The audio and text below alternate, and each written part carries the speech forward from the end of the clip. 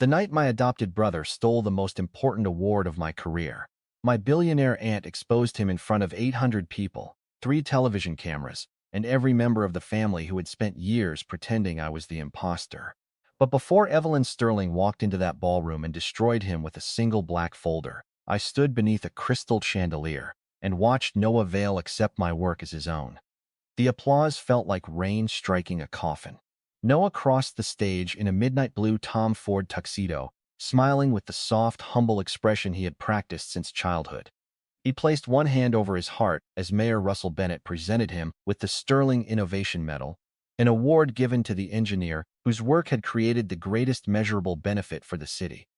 The medal should have been mine. The project should have been mine. The company standing behind it should have been mine. Instead, the enormous screen above the stage displayed Noah's name over a rendering of the emergency water purification system I had designed during 4 years of sleepless nights. Noah Vale, the founder of PureFlow Technologies, creator of the Harbor Filtration Network. Every word was a lie. I sat at table 12 beside my parents while strangers applauded the man who had stolen my research, forged my signature, locked me out of my own laboratory, and convinced the board that I had suffered a nervous breakdown. My mother, Margaret Vale, dabbed tears from the corners of her eyes. "He finally did it," she whispered.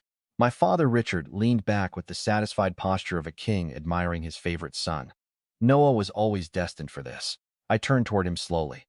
"You know I designed the filtration network." His expression hardened before he even looked at me. "Not tonight, Ethan. I have the original models." "You have accusations," he replied. "Noah has a company, a functioning system, and an award. He has those things because he took them from me." My mother gripped my wrist beneath the table. Her fingers pressed into the tendons until they hurt. "Please don't embarrass us again." Again. That was the word they always used. When Noah broke my grandfather's antique watch and slipped the pieces into my desk, I had embarrassed them by denying it. When Noah transferred money from my college account and blamed me for gambling, I had embarrassed them by demanding the bank records. When Noah bruised his own ribs with a training weight and told our parents I had attacked him, I had embarrassed them by asking why the security footage had disappeared. Facts embarrassed my family. Noah's lies comforted them. On stage, he accepted the medal with both hands. The gold disc caught the chandelier light. For one ugly second, I remembered holding the first crude prototype of the purifier in my apartment kitchen. It had been built from a restaurant pump, 2 ceramic cartridges, copper tubing, and a control board I had soldered at 3 in the morning. The machine had leaked across the floor, ruined the cabinets, and produced half a glass of clean water. I had laughed until I cried. That half glass had become a municipal network, capable of processing 6 million gallons every day. Noah had visited my laboratory 3 weeks before the patent filing. He brought coffee. He apologized for everything he had done when we were younger. Then he drugged me. I woke in a private clinic with restraints around my wrists and a doctor asking whether I still believed people were stealing my ideas. By the time I escaped, PureFlow Technologies had been incorporated. My files were gone. My access cards had been canceled. The patent application carried Noah's name. My parents told the board I was unstable, and the attorney who had helped me prepare the original documents suddenly claimed we had never met. Noah raised the medal. The ballroom erupted again. Then he approached the microphone. "I don't deserve this alone," he said. His voice shook at precisely the right moment. Noah had always understood that people trusted a beautiful liar more when he pretended to be reluctant. This achievement belongs to my family. My mother, Margaret, my father, Richard. They believed in me when the project was nothing but a sketch on a napkin. My father smiled. My mother pressed a hand to her chest. Noah paused. His gaze moved across the ballroom until it found me. "And I also want to thank my brother, Ethan." The room quieted. Every head at our table turned toward me. Noah smiled. It was almost gentle. "Ethan has struggled with personal challenges for many years. His journey taught me how important clean water, stable communities, and mental health support can be. I hope tonight reminds him that even when one person loses his way, his family can still create something meaningful from the pain." A few people applauded softly. Not for me, for Noah's compassion. The insult was perfect. He had stolen my work, then transformed my resistance into evidence of insanity. My mother leaned close. "Stand up," she whispered. "What?" "He thanked you. Stand up and show some grace." I stared at the woman who had given birth to me. Her pearl earrings had been a gift from my grandfather. He had left them to me with instructions that I give them to the woman I loved most. I had given them to my mother on her 50th birthday. Now she wore them while asking me to applaud my own execution. No, I said. Her face tightened. I said no. My father pushed his chair back an inch. Do not make a scene. I'm not the one on stage committing fraud. His eyes went cold. You will stand, smile, and clap for your brother. He isn't my brother. My mother gasped as though I had struck her. Noah had entered our family when he was 6 years old. His biological mother had worked as my father's executive assistant before dying in a car accident. My parents adopted him within 2 months. I had been 7. At first, I loved him. I showed him the treehouse behind our estate, gave him half my toys, and slept on the floor beside his bed when he had nightmares. Then I learned that Noah did not want a brother. He wanted my place. He started small: a broken model airplane, a missing homework assignment, a lie about who had pushed whom into the swimming pool. Every time my parents chose him, he became bolder. By the time we were teenagers, he could cry without reddening his eyes. By the time we were adults, he could destroy a company while smiling like a saint. He is more your brother than you deserve, my father said. I looked at him. Something inside me became very still. On stage, Noah continued speaking about sacrifice, service, and the future. The audience listened as though every sentence had been carved into stone. My father lowered his voice. You have 30 seconds to correct your behavior. Or what? His jaw shifted. Or you are finished with this family. The words should have hurt. Instead, they clarified everything. I looked around the ballroom. Representatives from hospitals, universities, investment banks, newspapers, and engineering firms filled the tables. At the rear of the room, a string quartet waited beside a wall of white roses. Waiters moved silently with trays of champagne. Cameras faced the stage. This was not merely an award ceremony. It was Noah's coronation. My parents had invited everyone who mattered so they could present him as the brilliant heir of the Vale family, and me as the broken older son they had tried so nobly to save. I reached inside my jacket. My mother flinched. I removed a folded document and placed it beside my untouched wineglass. My father glanced down. What is that? A severance declaration. His eyes narrowed. I had prepared it that morning after receiving a message from a blocked number. Bring the original prototype key to the Sterling Foundation Gala. Do not confront Noah before the award presentation. Wait until 9:15. The message contained no signature, but attached to it was a photograph of my grandfather, Thomas Sterling, standing beside a woman I had not seen since I was 11. My Aunt Evelyn. She had disappeared from family life after a savage argument with my father. My parents said she was selfish, unstable, and obsessed with money. What they rarely mentioned was that Evelyn had transformed a failing shipping company into Sterling Global, a private conglomerate with interests in energy, telecommunications, aerospace, medical technology, and infrastructure. Her personal fortune was estimated at more than $18 billion. She did not attend weddings. She did not give interviews. She had not spoken to my father in nearly 20 years. But someone using information only Evelyn could possess had told me to wait until 9:15. The clock on the ballroom wall read 9:12. My father unfolded the declaration. The first paragraph stated that I renounced all claims to the Vale family trust, all future inheritance from Richard and Margaret Vale, and every ceremonial position connected to Vale Industries. The second paragraph stated that I would no longer accept personal, financial, or legal responsibility for any member of their household. The third paragraph declared the relationship terminated. My father's hand began to tremble. You think this is dramatic? No. You expect us to beg you to stay? No. You have nothing without this family.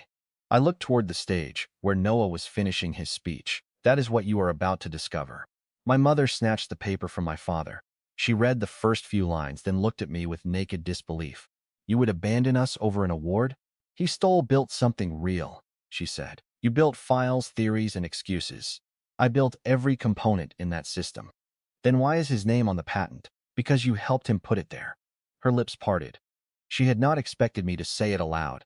2 months before my confinement in the clinic, my mother had asked me to sign a stack of family trust amendments. Buried among them was an intellectual property authorization granting Vale Industries permission to register inventions developed with family funding. I had refused. 3 days later, my signature appeared on the document anyway. My mother claimed she had no idea how. I had wanted to believe her. That had been my last mistake. You are confused, she whispered. No. I was confused for years. Tonight I'm finally seeing clearly. My father folded the declaration once, then tore it down the middle. The sound was small beneath the applause. You are not leaving, he said. You are being removed. He raised two fingers. A security guard near the wall noticed and started toward our table. My mother stared at the torn paper. "You planned this," she said. "I prepared for it. You came here to ruin Noah's night." Noah ruined his own night when he stole something he could not understand. She laughed bitterly. "The system works. For now." On stage, Mayor Bennett invited Noah to remain for the documentary presentation. The screen behind them darkened. A video began with aerial footage of the harbor, followed by smiling children filling bottles from a public water station. Noah watched himself on the screen. He looked radiant. The security guard reached our table. "Sir," he said quietly, "I need you to come with me." My father did not look at me. "Take him through the service entrance." That detail told me everything. He did not merely want me gone. He wanted me hidden. I stood. Several guests glanced over. My mother grabbed my sleeve. "For once in your life, leave without humiliating us." I looked down at her hand until she released me. "You will remember saying that." The clock read 9:14. The guard placed a hand near my elbow but did not touch me. I took one step away from the table. Then the ballroom doors opened. Not the service entrance, the main doors. A woman entered wearing a white suit with black silk lapels. Her silver hair fell in a sharp line against her jaw. She carried no purse, wore no visible jewelry, and moved with the unhurried confidence of someone who had never needed permission to enter any room. 4 people followed her. A tall woman with a tablet, 2 men in dark suits, the chief legal officer of Sterling Global.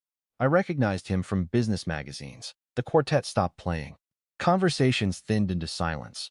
My father rose so quickly that his chair struck the table behind him. My mother went pale. Noah did not notice at first. He was watching the documentary. Then Mayor Bennett touched his arm and pointed toward the ballroom entrance. Noah turned. His smile faltered. Evelyn Sterling walked down the center aisle. Every camera shifted toward her. She had not appeared at a public event in 6 years, yet no one needed an introduction. Her face had been printed beside acquisitions, lawsuits, satellite launches, and market collapses for decades. She stopped beside me. For a moment, neither of us spoke. The last time I had seen her, I had been a child standing at the top of a staircase while she shouted at my father in the foyer below. "You are turning that boy into a weapon," she had told him. My father answered, "He is not your concern." Evelyn had looked up and seen me, then she left. Now she studied my face as though measuring how much damage 20 years had done. "You have Thomas's eyes," she said. Her voice was low and precise. My grandfather's name tightened my throat. "You sent the message." I did. My father pushed through the space between tables. "Evelyn." She did not look at him. Instead, she glanced at the security guard beside me. "Were you escorting my nephew out?" The guard swallowed. "I was given an instruction." "By whom?" My father stopped a few feet away. "This is a private family matter." Evelyn finally turned toward him. "No, Richard. It became a criminal matter when your adopted son filed a fraudulent patent using technology owned by the Sterling Research Trust." A sound moved through the ballroom. Not a gasp. Something deeper. 800 people realizing they had just applauded the wrong man. Noah stepped down from the stage. "Aunt Evelyn, there must be some misunderstanding." She looked at him. The warmth vanished from the room. "You may address me as Miss Sterling." Noah's cheeks reddened. Mayor Bennett remained beside the podium, frozen between political instinct and personal terror. My father lowered his voice. "You cannot walk in here after 20 years and make accusations. I can walk into any building financed by my foundation." His eyes shifted. The Sterling Foundation's name appeared on banners throughout the ballroom. Evelyn continued, "And I did not come with accusations." Adrian Cole stepped forward and handed her a black leather folder. She held it against her palm. "I came with evidence." Noah laughed once. It sounded wrong. "My patent was reviewed by federal attorneys." "Your application was reviewed," Evelyn said. "Your ownership history was fabricated. I developed PureFlow. You cannot explain the function of the secondary membrane pulse." Noah blinked. I felt my pulse slow. The secondary membrane pulse was the hidden heart of the design. Traditional systems forced contaminated water through filters at constant pressure, causing rapid fouling. My system used timed reverse pressure vibrations to clear the membrane without stopping the flow. The feature had never been explained in the public filings. Noah looked toward the screen. "The pulse regulates pressure." Evelyn's expression did not change. "How it adjusts according to contamination levels. Using which sensor input?" Noah's mouth opened. Nothing came out. She turned toward me. "Ethan?" Every face in the ballroom followed her gaze. I had spent months being ignored, diagnosed, managed, and erased. Now the most powerful person in the room had spoken my name as though it mattered. The intake array measures conductivity, turbidity, temperature, and organic fluorescence, I said. The controller uses the rate of membrane resistance increase to trigger a reverse pulse through the bypass manifold. It does not simply regulate pressure. It predicts fouling before the main filter loses efficiency. The silence deepened. Evelyn looked back at Noah. Would you like to correct him? He was searching for an exit inside his own lie. That is a simplified description. No, I said. It is the description you copied from my laboratory notes. His face changed, only slightly, but I saw the hatred beneath the mask. You are doing this again, he said. You are attaching yourself to my achievements because you cannot accept your own failures. My mother moved beside him. Evelyn, Ethan has been unwell. Evelyn's gaze sharpened.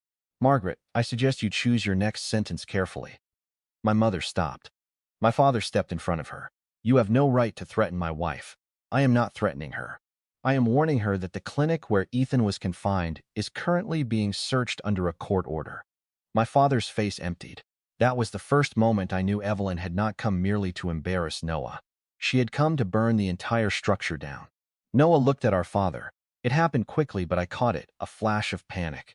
A silent question. How much does she know? Evelyn noticed too. She opened the black folder. Inside were contracts, laboratory access records, financial statements, and enlarged copies of electronic signatures. She removed the first page. This is the original Pure Flow architecture report, registered with the Sterling Research Trust 4 years ago. She handed it to Mayor Bennett. He read the first line. His eyes rose toward me. Evelyn removed a second document.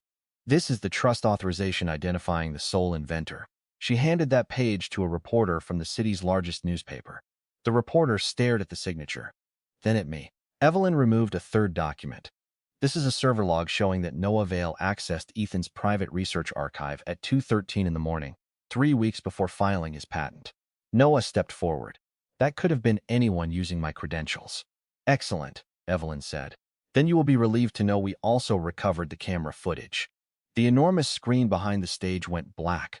The documentary disappeared. A grainy security image replaced it. The date appeared in the corner, written in glowing numbers. Noah stood inside my laboratory. He was alone. He inserted a drive into my computer. Then he photographed pages from the notebook I kept locked in the bottom drawer. The room exploded into whispers. Noah stared at the screen. My mother covered her mouth. My father did not move. I watched the footage with a strange sense of distance. I had imagined this moment every night since my life collapsed. In those fantasies, I shouted. I demanded apologies. But standing beside Evelyn, I felt no need to raise my voice. The truth did not need volume once it had a screen. Noah turned toward me. His eyes were wet now, not with remorse, with calculation. Ethan said, I can't explain. I looked at the medal hanging from his neck. You already did. His breath caught. You told everyone I was insane. He glanced toward the cameras. This is being twisted. I was trying to protect the family. You drugged me. His face tightened. I brought you coffee. You knew what was in it. That is not true. Evelyn removed another sheet from the folder. A payment of $50,000 was transferred from a Vale Industries discretionary account to Dr. Malcolm Reed 2 days before Ethan's confinement. My father finally spoke. That proves nothing. Evelyn looked at him. The transfer was authorized with your executive code. My mother took a step away from him. It was instinctive. Small, but everyone at our table saw it. Richard Vale, who had ruled our family through certainty, looked uncertain for the first time in my life. Evelyn closed the folder. This is only the first file. Noah touched the metal as though he had forgotten it was there. Mayor Bennett approached him carefully. Mr. Vale, I believe you should return that. Noah looked at the mayor, then at the audience. Then at me. The applause was gone. The admiration was gone. All that remained were cameras and faces hungry for the moment a golden man turned to ash. He removed the medal. His fingers shook. Before he could hand it to the mayor, Evelyn spoke. No, everyone stopped. She looked directly at me. Ethan should take it from him. Noah's hand closed around the ribbon. For years, he had taken things while my parents watched. My room, my company, my name. Now the entire ballroom watched me cross the floor toward him. I stopped 1 step away. Up close, I could smell the cedar cologne he wore whenever he wanted to resemble our father. He leaned toward me. His smile returned, thin and desperate. You think she can save you, he whispered. You have no idea what Dad signed. I looked into his eyes. For the first time that night, he was not acting. He was afraid. Not of losing the award, of something larger, something buried. I took the medal from his hand. The ribbon slid through his fingers. Then Evelyn placed the black folder against my chest. "This belongs to you too," she said. I held it beneath the lights. It was heavier than paper should have been. "What is inside?" I asked. Her eyes moved toward my father. "The reason your grandfather never trusted him." Richard Vale went white. Evelyn looked back at me. "And the proof that Noah did not steal only your award." She paused. "He stole your inheritance, your company, and your legal identity." The ballroom vanished around me. I heard only the blood moving through my ears. My father lunged for the folder. Evelyn's security men stepped between us. And as Noah backed toward the stage, I finally understood that the award had never been the real prize. It had only been the first thing they were about to lose. The folder nearly slipped from my hands. My legal identity. The phrase did not make sense at first. It sounded like something from a courtroom drama, a line designed to stun an audience before the commercial break. But my father's face told me it was real. Richard Vale had never been good at anger, yes. Contempt, certainly. But fear stripped the polish from him. It loosened his mouth and made his eyes dart toward every camera in the ballroom, as though he could calculate how much of his empire had already begun to collapse. "Evelyn," he said, "you are making a catastrophic mistake." My aunt stepped closer to him. "No, Richard. I made the mistake 20 years ago when I let Thomas convince me that blood would eventually matter to you." My father glanced at the folder in my hands. "That contains privileged family documents. It contains evidence of fraud.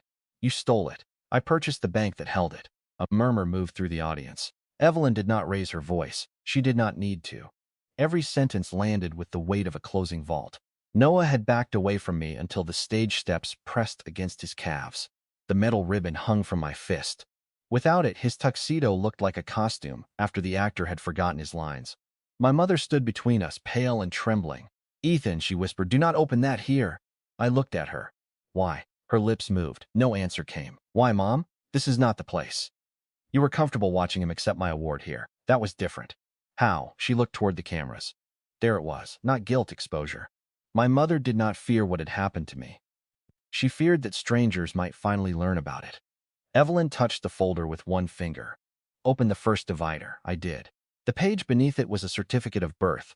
My name appeared near the center. Ethan Thomas Sterling, not Ethan Richard Vale Sterling. I read it twice. The letters remained the same: date of birth, place of birth, my mother's name. Then beneath the section labeled father, a name I did not recognize. Daniel Mercer Sterling. My throat closed. I turned the page. A photograph had been clipped to the document. A man in his early 30s stood beside my mother in front of a red brick hospital. He had dark hair, a narrow smile, and eyes that looked exactly like mine. My hands went numb. "Who is he?" I looked at my mother. "Who is Daniel Sterling?" She stared at the floor. My father's voice hardened. "Close the folder." I turned toward him. "Who is he?" "An irrelevant man who died before you could remember him." The answer struck harder than a confession. I looked at Evelyn. She watched me carefully. "He was my younger brother," she said. The ballroom dissolved into a low roar. I barely heard it. My mother had told me that Richard was my biological father. She had shown me photographs of him holding me as an infant. She had built every birthday, every school form, every medical record around that story. Now a dead man with my eyes stared at me from a photograph hidden inside a black folder. "How did he die?" I asked. Evelyn's jaw tightened. "In a car accident." My gaze moved toward Noah. His biological mother had also died in a car accident. A cold sensation crept across my skin. Was it the same I acted once? My mother covered her face. Noah whispered, "That is impossible." Evelyn turned toward him. "No, it was inconvenient." My father moved again. Adrian Cole stepped into his path. "Mr. Vale, I recommend that you remain where you are." Richard looked at him with open hatred. "You work for my sister. I work for Sterling Global, and she controls Sterling Global." Adrian's expression remained blank. "Not anymore." That sentence drew Evelyn's attention. She gave him a slight nod. Adrian looked toward me. "Mr. Sterling does." For a moment the room became completely silent. I stared at him. "I do what?" Evelyn removed another document from the folder. "Your grandfather established the Sterling Continuity Trust after Daniel died. He placed controlling shares of Sterling Global into it." She held out the document. I did not take it. My fingers had stopped responding. "The trust was designed to transfer when you reached 30 years old," she continued. "Until then, I served as steward. My birthday had been 2 weeks earlier. I remembered the dinner. Noah had arrived late with a bottle of whiskey. My father had given me a pair of cufflinks. My mother had ordered a cake with the wrong flavor. No one had mentioned a trust. No one had mentioned Daniel. No one had mentioned that I owned anything. My father laughed. The sound was sharp and artificial. This is absurd. Thomas revoked that trust. No, Evelyn said. You filed a false revocation. His face hardened. You cannot prove that. Adrian raised his tablet. We have the original notarized instrument, the forensic report confirming that Thomas's signature on your revocation was reproduced from a 1998 board resolution, and the sworn statement of the notary whose seal was used after his death. My father looked toward the ballroom exit. 2 uniformed officers had entered. They remained near the doors, waiting. The audience noticed them. Evelyn continued. Richard used the forged revocation to redirect Ethan's dividends into Vail Holdings. Over 18 years, those diverted distributions totaled $940 million before interest. Someone dropped a champagne flute. It shattered near table 7. My mother swayed.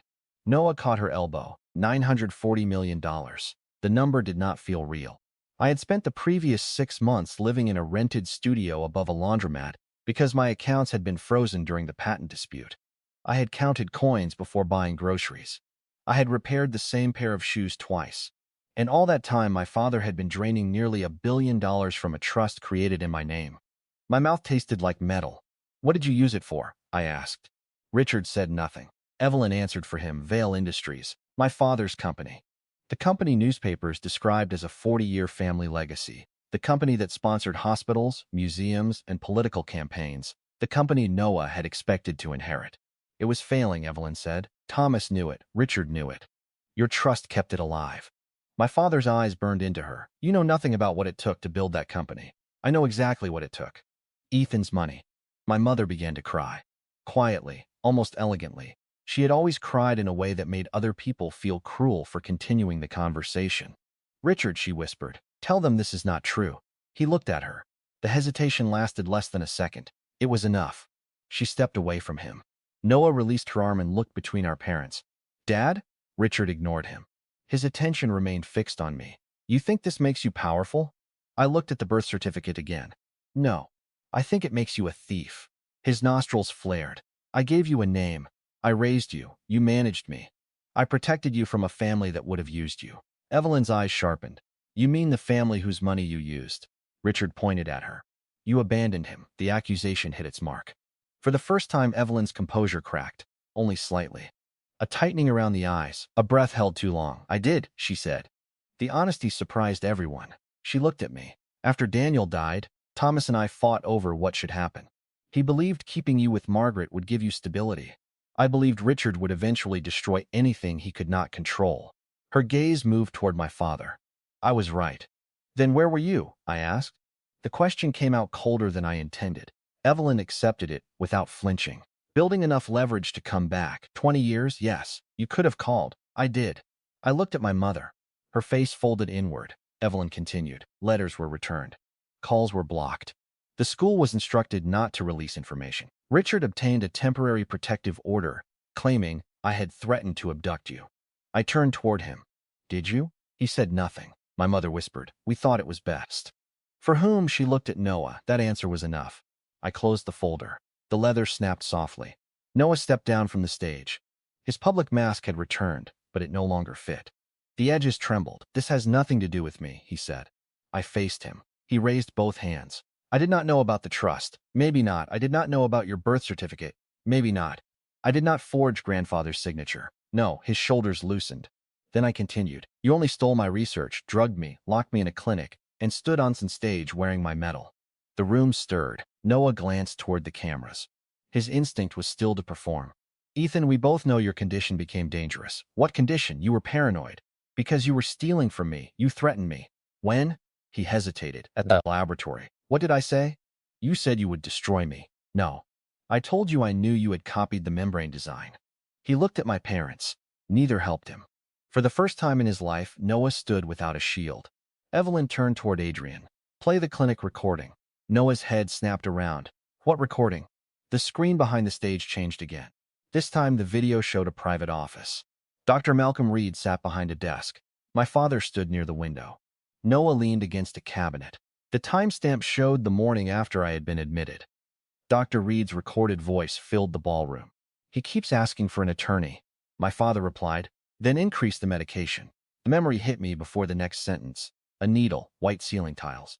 A nurse refusing to tell me the date. Noah's voice came from the screen. How long can you hold him? 72 hours without review, the doctor said. Longer if the family reports continued threats. My father turned toward Noah.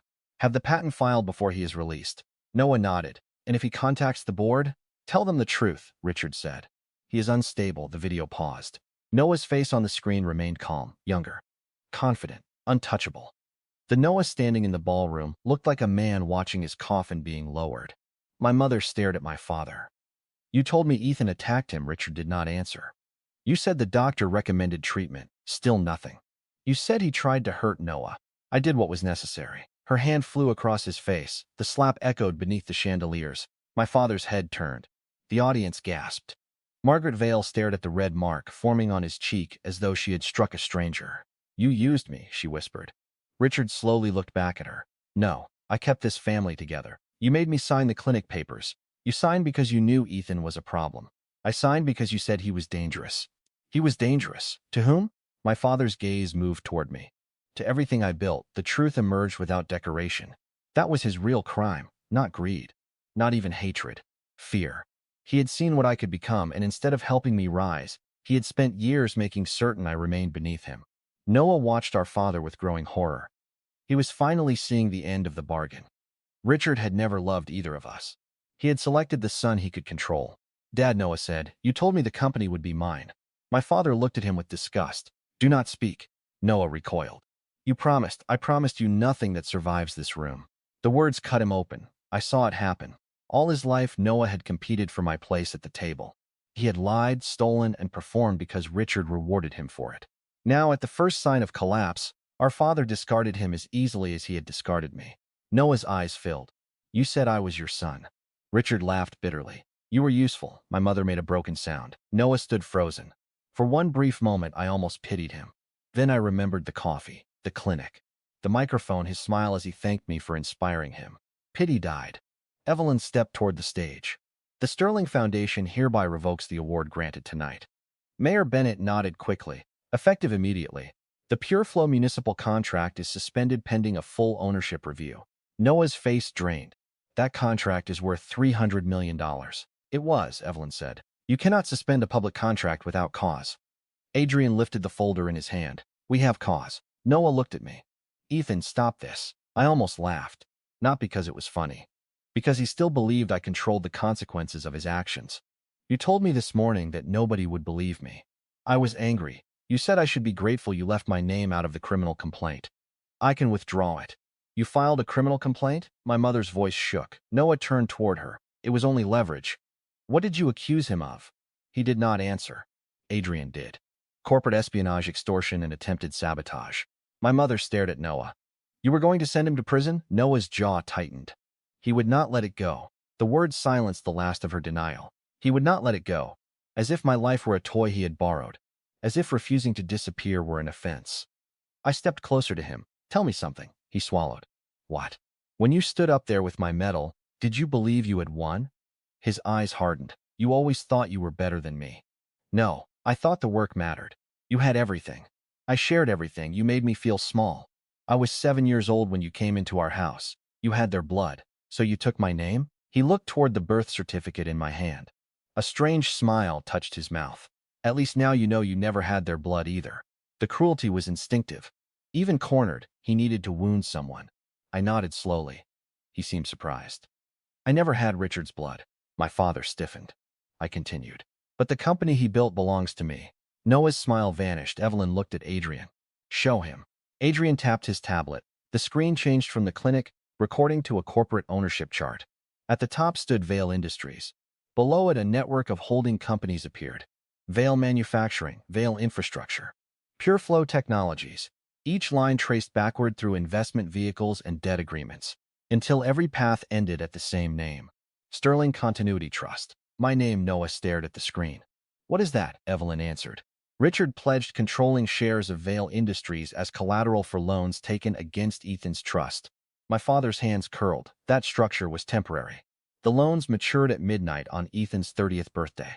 I looked at her. 2 weeks ago. Yes. And he did not repay them? No. What happens now? Evelyn turned toward the screen. Ownership transfers to the trust. Noah's lips parted. My mother lowered herself into a chair. My father remained standing, but something inside him seemed to collapse.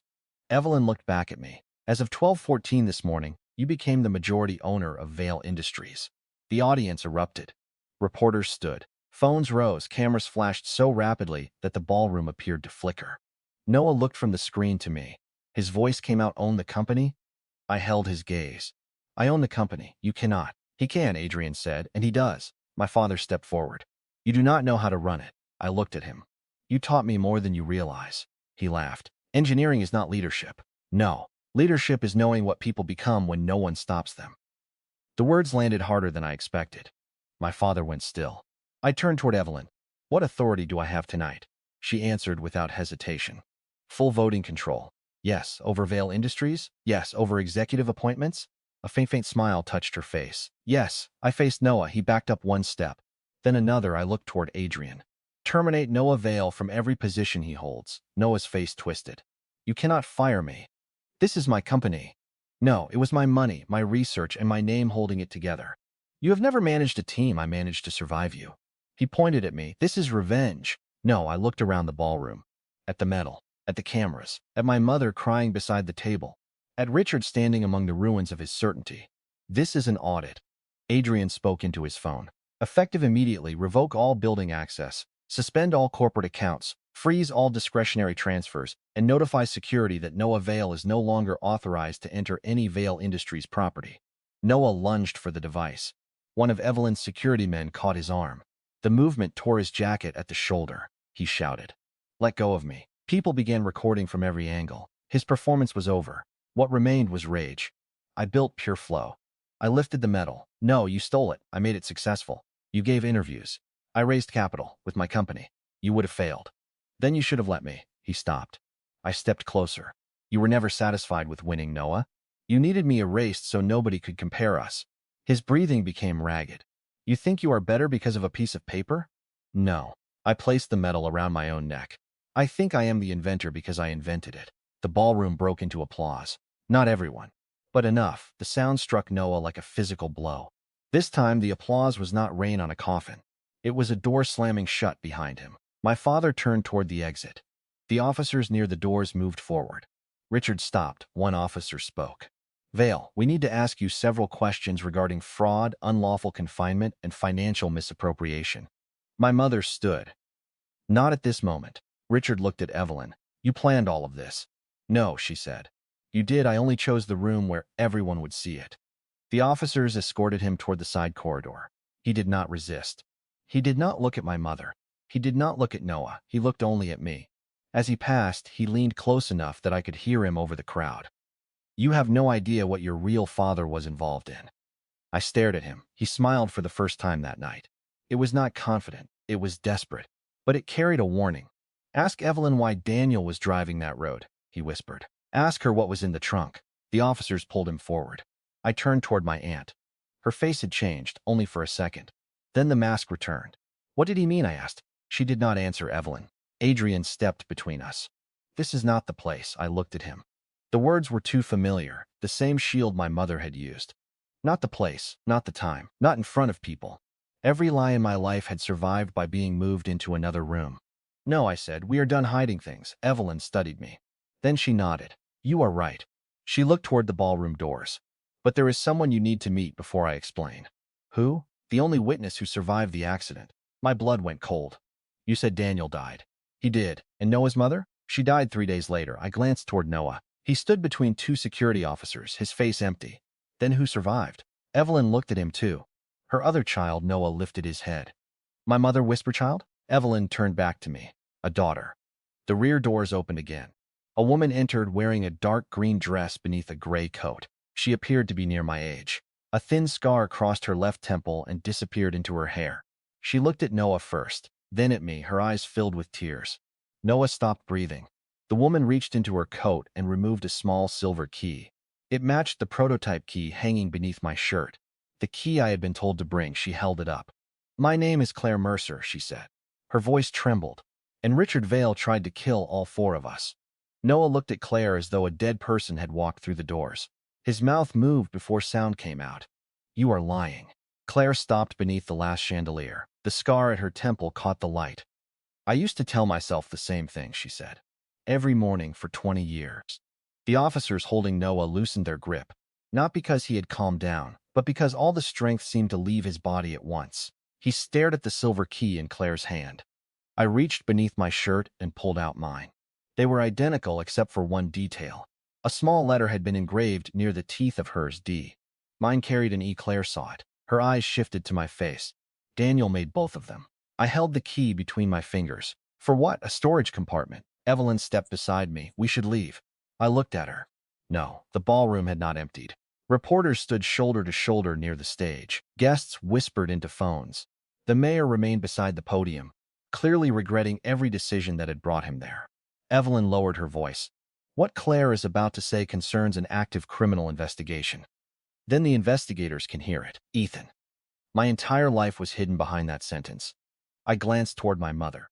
She stood near table 12 with one hand pressed against the back of a chair. Her face looked older than it had an hour earlier. Not here. Not now, not in front of people. I faced Evelyn again. No more private rooms. Claire gave a slight nod. I agree. Evelyn studied both of us. Then she turned toward Adrian. Clear the stage. He spoke briefly to the mayor. The mayor looked terrified but nodded. Staff moved the podium aside. The large screen remained dark behind us. Evelyn looked toward the reporters. You may continue recording. Any footage involving a minor at the time of the incident must be reviewed before broadcast. Claire exhaled slowly. I was 9 years old, she said. The ballroom quieted. Noah's eyes remained fixed on her. I stood a few feet away, holding the silver key my father had made for a door I did not know existed. Claire continued. My mother's name was Rachel Mercer. She worked for Richard Vale before Noah was born. Noah flinched at the name. He knew it. Of course he did. Rachel Mercer had been the woman our parents described as his tragic biological mother. The loyal assistant, the single parent killed too young. Her framed photograph had stood on a shelf in Noah's bedroom until he left for college. Claire looked at him. You were 5 when she sent you to stay with Richard. Noah shook his head. She died when I was 6. She sent you away before the accident. That is not true. She told me it was temporary. Noah's voice rose. Stop saying that. Claire's expression tightened. She said Richard had promised to protect you. He was my father. The words fell into the ballroom. My mother closed her eyes. Noah realized what he had said. He looked toward her, then toward Evelyn, then at Claire, his face twisted. No, Claire's voice softened.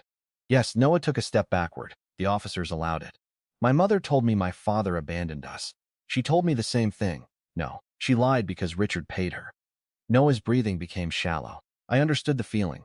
A document had erased my father less than 20 minutes earlier. Now Claire was erasing Noah's. But unlike me, he had spent his life trying to become Richard's favorite son. He had succeeded. That was the cruelest part. Claire looked toward the screen. I brought proof. Adrian connected her small drive to the presentation system. The screen lit. A scanned hospital record appeared. Rachel Mercer's name. Noah's date of birth. The section for father had been left blank on the public form. Beside it appeared a private genetic screening report. The probability line was written in clinical language. The conclusion was not. Richard Vale could not be excluded as the biological father. Noah stared at it. My mother gripped the chair so tightly that her knuckles whitened. Claire continued. My mother kept copies of everything. Richard paid her rent, her medical bills, and eventually her silence. But she never trusted him. Noah looked at Margaret. Did you know? My mother opened her mouth. Nothing came. Did you know? He shouted. The sound cracked through the ballroom. She flinched. Not when we adopted you. That was not the question. Her eyes filled. I suspected later. When? The year you turned 14. Noah laughed. It was a broken sound. You knew. Richard denied it. You knew. I was afraid. Of him? She looked at me. That answer wounded both of us. She had been afraid of losing Richard. Not of what he had done. Not of what Noah might become under him. Not of what happened to me. She had protected the marriage because the marriage protected her place inside the life she wanted. Noah turned away from her. Claire watched him, but there was no triumph in her face. Only grief. You were not the one she meant to leave behind, she said. Noah looked at her sharply. What? After she sent you to Richard, she changed her mind. Claire touched the scar near her temple. She discovered he had been taking money from Ethan's trust. She also found evidence that Daniel had begun investigating him. I looked at her. My father knew? Daniel was the one who found the first forged transfer. Evelyn's voice came quietly from beside me. He called me 3 days before the crash. I turned toward her. You said you did not know why he was driving that road. I said I did not know what Richard meant about the trunk. That was not an answer. No. She held my gaze. I knew Daniel was gathering evidence. I did not know where he had hidden it. Claire raised the silver key. In the car, my fingers tightened around my own. Claire looked toward me. Your father built a steel compartment beneath the trunk floor. It had 2 locks. He carried one key. My mother carried the other. I lifted mine. Then why do I have his? Because Thomas found it after the accident. The name pulled my attention toward Evelyn. She nodded. My father kept Daniel's personal effects. After Thomas died, the key passed to me. Why send it to me now? Because Claire contacted us 6 weeks ago. Claire looked toward Adrian. The screen changed. A photograph appeared of a rusted vehicle frame inside a warehouse. The front half had been crushed. The rear remained intact. Even after 20 years, I recognized the shape of a dark green Mercedes station wagon from the family photographs. Claire's voice trembled. The police report said the vehicle was destroyed after the investigation. It was not. My father's whisper returned to me. Ask Evelyn what was in the trunk. I looked toward the side corridor where the officers had taken him. He knew the car still existed. Yes, Claire said, because one of his companies bought the salvage yard that stored it. Adrian stepped forward. The purchase was made through 3 shell corporations. 2 months ago, the yard was sold. During the inventory, an employee discovered the false trunk floor. Did they open it? No. The compartment requires both keys. I looked at Claire's hand. Where is the car now? In a Sterling Global Evidence facility, Evelyn said. Noah rubbed both hands over his face. This is insane. Claire turned toward him. It gets worse. He lowered his hands. She pressed a button on the remote. The screen showed a photograph of Rachel Mercer standing beside Daniel Sterling. They were outside a roadside restaurant. Both looked exhausted. The timestamp placed it 4 hours before the crash, Claire continued. My mother picked Daniel up that evening. He believed Richard's people were following him. She planned to take us away, us? Noah asked. You and me. I was already living with Richard. She was coming back for you. Noah stared at her. Claire swallowed. She told me we would collect you after meeting Daniel. For the first time that night, Noah's face held the expression of the child he must have been. Confuseful. Terrified to believe anything. She wanted me back? Claire nodded. Noah looked down. The ballroom disappeared from his eyes. He was no longer standing beneath chandeliers in a torn tuxedo. He was 6 years old again, waiting in a house that had been presented as a rescue. She left me, he whispered. No, Claire said. She tried to return. His shoulders shook once. Then his expression hardened. What happened? Claire looked toward the screen. The official report said Daniel lost control in the rain and struck a bridge barrier. She pressed the button again. A forensics diagram appeared. The steering column had been damaged before impact. Another image. The brake line had been cut. Another. The rear tires had been punctured from the side. The audience reacted with open horror. Claire's voice became flatter as the facts grew worse. A second vehicle forced them toward the barrier. A witness heard 2 impacts. The first pushed the Mercedes off the road. The second crushed the driver's side after it stopped. I could not breathe. Daniel had not died in an accident. He had been hunted. My father had been hunted. Claire closed her eyes. I was in the rear compartment beneath a blanket. My gaze moved to the scar. I woke after the first impact. My mother was screaming. Daniel was trying to pull the wheel. Then another vehicle struck us. She touched the side of her head. Glass cut me. I remember smoke. I remember my mother opening the rear door. Noah's face had gone gray. She got out for a few minutes. Claire looked at him. She dragged me into the trees. Her voice cracked. She told me to stay quiet. She said she had to go back for the evidence. For Daniel? I asked. Claire shook her head. He was already dead. The words landed with brutal simplicity. She returned to the car because she believed the compartment would prove everything. Evelyn looked down. Claire continued. A man found her before she reached it. Noah whispered, Richard? I did not see his face. The ballroom held its breath. But I heard his voice. Claire's fingers closed around the key. He said, you should have stayed loyal. My mother made a strangled sound. It was a phrase Richard used, not often. Only when he believed someone had violated an obligation to him. I had heard it when a board member resigned, when a driver testified in a labor case, when my grandfather changed his will. You should have stayed loyal. Claire looked at me. My mother answered, loyalty is not the same as obedience.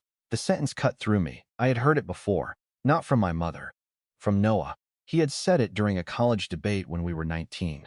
He won the tournament with that line. The audience had applauded. I looked at him. His head lifted slowly. You said that, I told him. His eyes widened. I heard it somewhere. From Richard? He shook his head. From a recording. Claire stared at him. What recording? Noah looked trapped. A new kind of panic entered his face. Not fear of public humiliation. Fear of a secret he had never expected anyone else to recognize. When I was 16, he said, I found a cassette in Dad's study. My mother looked at him. What cassette? It was labeled Mercer. Claire took a step forward. What was on it? Tightened. A woman arguing with him. What did she say? He looked at Claire. She said that line. My hands turned cold. No, you knew her voice. I was 6 when she died. You had recordings. Only one. Claire's face changed. Where is it? I do not know. Where is it? I left it in the study. My mother shook her head. Richard cleared that room years ago. Noah looked toward the side corridor. I copied it. Every person near us went still. Claire whispered, What? I copied the cassette. Why? Noah's eyes moved toward me. Because Noah never collected anything without imagining how it could become leverage. Even at 16. Especially at 16. I thought it might matter later, he said. Where is the copy? Adrian asked. Noah looked toward the officers. What do I get? The question revealed him completely. His biological mother had been murdered. His sister stood in front of him after 20 years. The recording might prove who killed them, and Noah was negotiating. Claire stared at him. You are asking for payment? I am asking for protection. From everyone. His gaze moved around the room. The police. Sterling Global. Ethan. He looked at me. You fired me. You froze my accounts. You want me destroyed. You did that yourself. I have something you need. Claire's voice sharpened. Where is the recording? Noah ignored her. He looked at Evelyn. I want immunity. Evelyn's expression remained cold. I cannot grant criminal immunity. Then arrange it. I do not control prosecutors. You control everyone, mother. He snapped toward her. You do not get to appear after 20 years and tell me how to feel. I nearly died beside her, and I spent my entire life believing she abandoned me. She tried to save you. She failed. Claire flinched. I stepped between them. Noah, he looked at me. You have one chance to do something that is not about yourself. He laughed. You became a billionaire 20 minutes ago and already think you are a judge. No, I think you are standing at the edge of a very long prison sentence. His smile disappeared. The patent fraud, the clinic, the false complaint, the stolen research. Those are only the crimes we can prove tonight. I glanced toward the screen. If you hide evidence connected to a murder, you add another. His throat moved. I lowered my voice. Tell us where the recording is, and I will testify truthfully that you cooperated. That is nothing. It is more than you offered me. He looked at the metal around my neck. Hatred returned. You always get everything. The sentence sounded almost childish. I stared at him. My father was murdered. My identity was erased. My inheritance was stolen. I was drugged and imprisoned. I stepped closer. You stole the one thing I built after surviving all of it. His eyes flickered. And you still think I had everything? Noah looked away. Claire's voice softened. Where is the copy? His shoulders lowered. In a safe deposit box. First Continental, the branch, Westbridge. Box number? Noah hesitated. 714. Adrian immediately spoke into his phone. Preserve box 714 at First Continental, Westbridge. No access without court authorization. Notify federal counsel. Noah looked toward him. The bank will not open it without my key. Where is the key? Noah smiled faintly. In the award, I reached for the metal. The gold disc felt heavier. I turned it over. A narrow seam ran along the edge. Noah had designed the ceremonial presentation himself. Of course he had. He had worn the key around his neck while accepting my work. I pressed my thumbnail against the seam. The metal opened. Inside lay a thin brass key. The ballroom erupted in whispers again.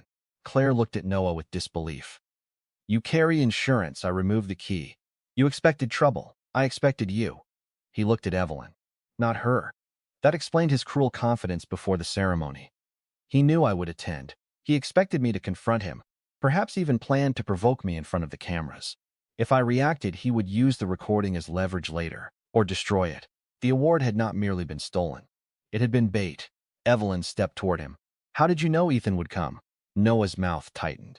I invited him. My invitation came from the foundation. I submitted his name through PureFlow. Why? He looked at me, so everyone could see him lose. The honesty shocked even my mother. Her face collapsed. Noah saw it and laughed bitterly. Do not look at me like that. You taught me. Margaret shook her head. No. You rewarded every lie that hurt him. I did not know. You never wanted to know. He pointed toward me. When I broke something, you blamed him. When I cried, you believed me. When Dad chose me, you smiled because it meant he was staying. Her lips trembled. That is not fair. No, Noah said. It is accurate. The words sounded like me.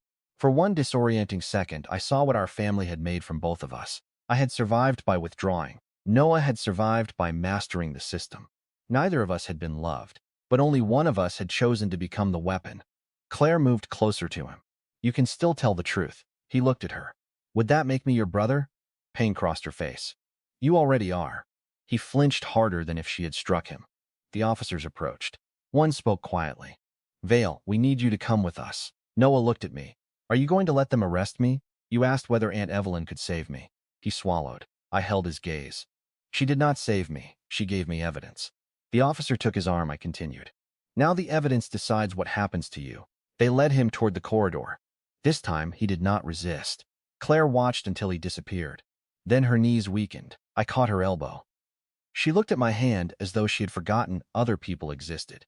Are you all right? I asked. No, it was the most honest answer anyone had given all night. Evelyn stepped toward us. We should go to the evidence facility. Adrian checked his phone. The court order for the bank box is being prepared. First Continental has frozen access. And Richard? I asked. Being questioned. Can he leave? For now. My jaw tightened. He could run. He could try.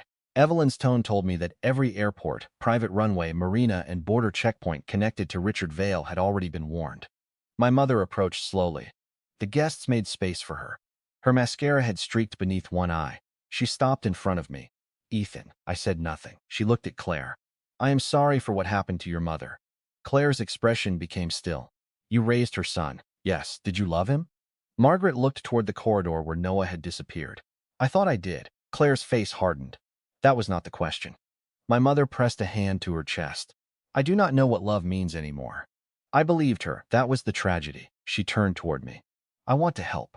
With what? The 20 years. I did not know you knew enough. Her eyes filled. I was weak. No. Weakness is being unable to stop something. I looked at the torn severance declaration on the table. You helped. She followed my gaze. I can tell you where Richard kept private records. Evelyn stepped closer. Where? Margaret hesitated. In the house at Bellwether Lake. My aunt's expression changed. Richard sold that property 15 years ago. He transferred it to a trust under my mother's maiden name. Adrian began typing. My mother continued. There is a room beneath the boathouse. He went there whenever something happened with Sterling Global. What did he keep inside? I asked. I never entered. Then how do you know? Her face twisted. Because the night Daniel died, Richard came home soaked in lake water. The ballroom seemed to tilt. Claire grabbed the back of a chair. My mother looked at her. He burned his clothes in the fireplace. I asked where he had been. What did he say? Claire whispered. Margaret's voice nearly vanished. He said he had taken care of a threat. I felt the old rage return. Not hot. Not wild. Cold enough to organize itself. Why did you never tell anyone? My mother looked at me. Because the next morning he showed me photographs of you asleep in your crib. I stopped breathing. He said accidents happen to children too. Evelyn's composure shattered. She turned away for 1 second and pressed her fist against her mouth. When she faced us again, her eyes were bright with fury. Adrian, he was already speaking into his phone. Emergency search request for the Bellwether Lake property. Possible homicide evidence. Preserve all structures, especially the boathouse. My mother looked at me. I told myself I stayed to protect you. Did you? She began to cry again. No, the answer came without performance. I stayed because I was afraid of losing everything. I nodded. Now you have, she closed her eyes. I removed the medal from my neck. For a moment, I thought about handing it to her, not as forgiveness, as proof of what her fear had cost. Instead, I placed it inside the black folder. Where are you going? She asked. To find out what my father died protecting. She reached for me. I stepped back. Her hand fell. Ethan, please? I looked at her. The woman who had asked me to applaud my own theft now stood beneath the white roses, stripped of husband, sons, reputation, and certainty. I felt no victory. Only distance. You told me to leave without humiliating you. Her face crumpled. I turned away. Evelyn, Claire, Adrian, and I walked through the main doors together. Outside, rain had begun to fall. Black cars waited along the curb, engines running. Reporters rushed after us, shouting questions. Mr. Sterling, are you taking control of Vale Industries? Do you believe Richard Vale murdered Daniel Sterling? Will PureFlow continue operating? Are you pressing charges against Noah Vale? I stopped beside the first car. Camera lights flooded the pavement. Adrian leaned toward me. You do not need to answer. I looked back at the ballroom entrance. My mother stood alone behind the glass doors. Noah and Richard were gone. The family that had ruled my life had collapsed in less than 1 hour. But the real truth waited inside a rusted car and beneath a boathouse floor. I faced the cameras. Pure Flow will continue serving every community that depends on it, I said. The workers will be protected. The research will be returned to its rightful ownership. And anyone who committed a crime will answer for it, regardless of their name. A reporter shouted, "Does that include your family?" I looked directly into the nearest lens. They stopped being my family when they decided the truth was disposable. I entered the car. Claire sat beside me. Evelyn and Adrian took the seats opposite us. The door closed. The city lights slid across the wet windows as we pulled away. For several blocks, nobody spoke. Then Claire placed her silver key in my palm. I looked at her. "You should keep it." "No, it belonged to your mother, and yours belonged to your father." She closed my fingers around both keys. They wanted the compartment open together. Evelyn watched us. "What do you think is inside?" I asked. Claire stared at the rain. "Records, photographs, maybe the original trust documents. And the cassette? Noah has that." Adrian looked up from his phone. "Not for long." His expression tightened. "What happened?" "The bank manager says box N14 was accessed 30 minutes ago. Noah had been in the ballroom 30 minutes ago." "By whom?" Evelyn asked. Adrian turned the screen toward us. The access record showed an authorized co-holder, Margaret Vale, my mother. I looked back through the rain, but the ballroom had disappeared behind us. Adrian's phone rang. He answered, listened, then lowered it slowly. "The box is empty." Claire went pale. Evelyn's eyes hardened. I stared at the two keys in my hand. My mother had not merely known about Noah's insurance. She had reached it before the truth came out. And somewhere between table 12 and our departure, she had decided which secret mattered more than saving herself. The car accelerated toward the Sterling Evidence Facility. Behind us, Margaret Vale left the ballroom through a service door carrying a cassette that could identify a murderer. The Sterling Evidence Facility stood beneath an abandoned rail terminal on the east side of the city. From the street, it looked like a windowless concrete warehouse with rusted loading doors and faded freight numbers painted above them. No corporate logo, no security booth, nothing that suggested one of the most powerful private companies in the country stored sensitive legal evidence beneath the building. Our driver stopped beside a steel entrance. Two guards scanned the car before the door opened. Claire remained silent as we descended underground. She had given me both keys, but I could feel her watching my hand inside my coat pocket, as though part of her feared they might disappear the way everything else had. Evelyn walked ahead of us. Adrian stayed near the elevator, speaking into his phone. "The bellwether order has been signed," he said. "The property is being secured now." "Has anyone seen Margaret?" I asked. Her car remained at the ballroom, so she left another way. "Yes." "Did the cameras catch her?" "Foundation Security is reviewing the footage." The elevator doors opened onto a corridor lined with reinforced glass. Inside the rooms beyond it sat sealed computers, filing cabinets, boxed records, and evidence bags, marked with dates stretching back decades. The air smelled faintly of metal and cold dust. Claire stopped walking when she saw the car. It stood alone beneath white industrial lights in the center of a secured chamber. Dark green paint had peeled from the hood. The driver's side had been crushed inward until the front door nearly touched the center console. The windshield was gone. Rust had spread around the frame in orange scars.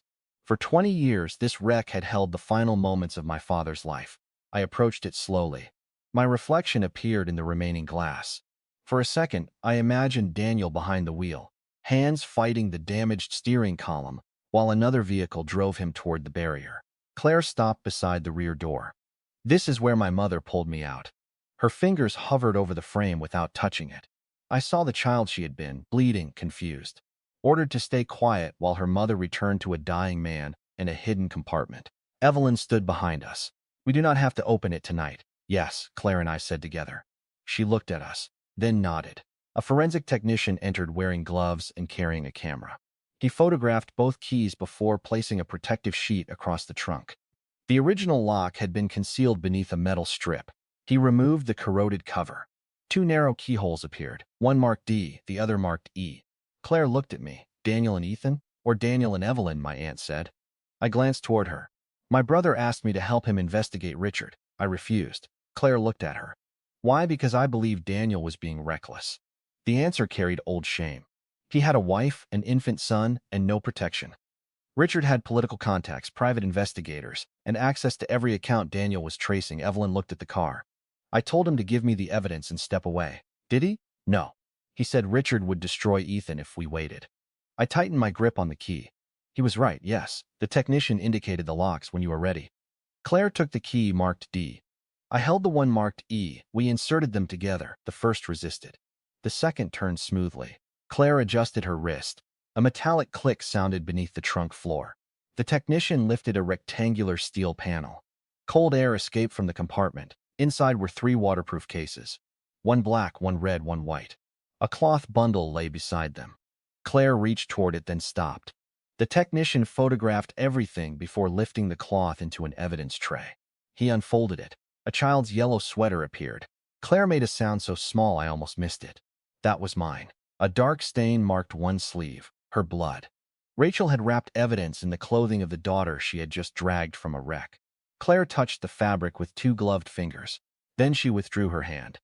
The technician opened the black case. Inside were bank statements, transfer authorizations, trust records, and handwritten notes in Daniel's narrow script. I recognized none of the handwriting. Still, I knew it belonged to him. One page had my name written across the top. Esna account. Beneath it, Daniel had traced a series of transfers from the Sterling Continuity Trust into shell companies, later absorbed by Vail Industries. The earliest theft occurred 3 months after my birth. My father had discovered it almost immediately. The technician opened the red case. Photographs. Richard meeting with accountants. Richard entering a private bank after midnight. Richard beside Dr. Malcolm Reed years before my confinement. Rachel had taken some of them. Daniel had taken others. One photograph showed Richard standing near the dark green Mercedes 2 days before the crash. A man beside him held the hood open. The photograph had been taken from far away, but the image was clear enough to show the man leaning toward the brake assembly. Claire stared at it. That is him. Who? I asked. The man who found my mother in the trees. Evelyn leaned closer. Are you certain? I remember the way he stood. That was 20 years ago. I remember. Her voice hardened. He dragged her by the hair. The technician scanned the photograph. Adrian sent it immediately through facial recognition and private security databases. We waited. The results appeared less than a minute later. The man's name was Victor Hale, former military police, former director of security for Vail Industries, officially deceased for 11 years. Cause of death listed as a boating accident. Evelyn looked at Adrian. I already am. The white case remained. It was smaller than the others. 2 cassette tapes rested inside beside a handheld recorder. Claire stared at them. Noah's copy may not matter. Adrian selected the first cassette. A label had been written across it. Richard and Rachel. The second carried a different label. Thomas. My grandfather. The technician placed the first cassette into a preserved playback unit. Static filled the chamber. Then Rachel Mercer's voice emerged. Younger than I expected, tired, angry. You said Ethan's trust would only be used temporarily, Richard answered. His voice was unmistakable. It is temporary. You have taken more than $80 million. I invested it. You stole it. I protected the family. What family? A pause. Then Rachel said the words Claire had remembered. Loyalty is not the same as obedience. Richards, be careful. Is that a threat? It is advice. I am taking Noah. No, he is my son. He is mine too. The recording stopped. Noah's parentage was no longer a possibility. It was evidence. Claire closed her eyes. The technician played the next section. Rachel's voice returned. If anything happens to me, Daniel has copies. Richard laughed. Daniel does not understand what he is touching. He understands enough. He is weak. He is better than you. The tape ended with a sharp impact, as if the recorder had been struck from a table. Claire looked at me. Our mother knew. Our? She flinched, then corrected herself. My mother. I understood the mistake. In one night, the boundaries between our families had become impossible to follow. Daniel was my father. Richard was Noah's. Rachel was Claire's mother and Noah's. Margaret had raised both Noah and me. Blood had been hidden. Love had been imitated. Ownership had replaced parenthood. The technician inserted the tape labeled Thomas. My grandfather's voice filled the room. I know what you did, Richard answered. You know what I allowed you to see. Thomas sounded older than I remembered. But his anger was sharp. You touched Ethan's trust. With a child's inheritance. He is my son. No, he is Daniel's son. Silence. Even though I already knew, hearing my grandfather say it made the truth more solid. Richard spoke again. Daniel is dead. You killed him. You cannot prove that. I do not need to prove it to remove you. A chair scraped. Richard's voice became colder. You should think carefully before threatening me. I wrote the continuity trust so Ethan would own everything you are using. You wrote it badly. I wrote it so only he could revoke it. Then I will control him. The recording went quiet for several seconds. When Thomas spoke again, his voice had changed. You already are. The words struck me harder than any accusation. My grandfather had seen it. He knew Richard was shaping my life to preserve access to the trust. He knew and still left me in that house. Thomas continued. If I move Ethan now, you will fight. You will drag Margaret through court. You will make the child believe Evelyn took him from his mother. Richard laughed softly. So you understand. I understand what you are, and you still cannot stop me. The tape ended. No confession. No direct admission of murder. But enough to establish motive, financial fraud, coercion, and a threat that reached across my entire childhood. Claire looked toward Evelyn. Thomas left him there. Evelyn did not defend him. Yes. Why? Because he believed he could control Richard through the trust. He gambled with Ethan's life. Yes. I turned away from the car. The room felt too narrow. My grandfather had created the inheritance. He had preserved documents. He had confronted Richard. But when the choice came between protecting me and protecting the structure he had built, he chose the structure. Another powerful man who believed money could substitute for courage. Evelyn approached. I argued with him until the night he died. Yes, you could have taken me, I considered it. But you did not. No. Her honesty had stopped feeling admirable. It felt like another form of distance. I spent my childhood wondering why you disappeared. I know. No, you know the fact. You do not know what it was like. She looked at me. You are right, I laughed once. The sound echoed against the glass. Everyone keeps telling me I am right after the damage is finished. Claire stepped away from the wreck. Ethan. I held up a hand. I need a minute. My phone vibrated. An unknown number appeared, I answered. No one spoke. Then I heard breathing. Mom? The line remained silent. Where are you? Her voice came as a whisper. I need you to listen. Do you have the cassette? Yes. Why did you take it? Because Richard knows Noah copied it. That does not answer me. I thought I could use it. For what? To make him leave us alone. I closed my eyes. Even now, she was negotiating privately with a man who had threatened a sleeping child. Where are you? At Bellwether. Every person in the room heard me repeat the name. Adrian immediately signaled to security. The search team was already en route. My mother continued. I went through the lower entrance. What lower entrance? There is a tunnel from the old pump house. Adrian's expression changed. The officers approaching from the main road would not know about it. Is Richard there? I asked. I do not know. A noise sounded in the background. Metal striking wood. My mother stopped breathing. Mom, I should have told you.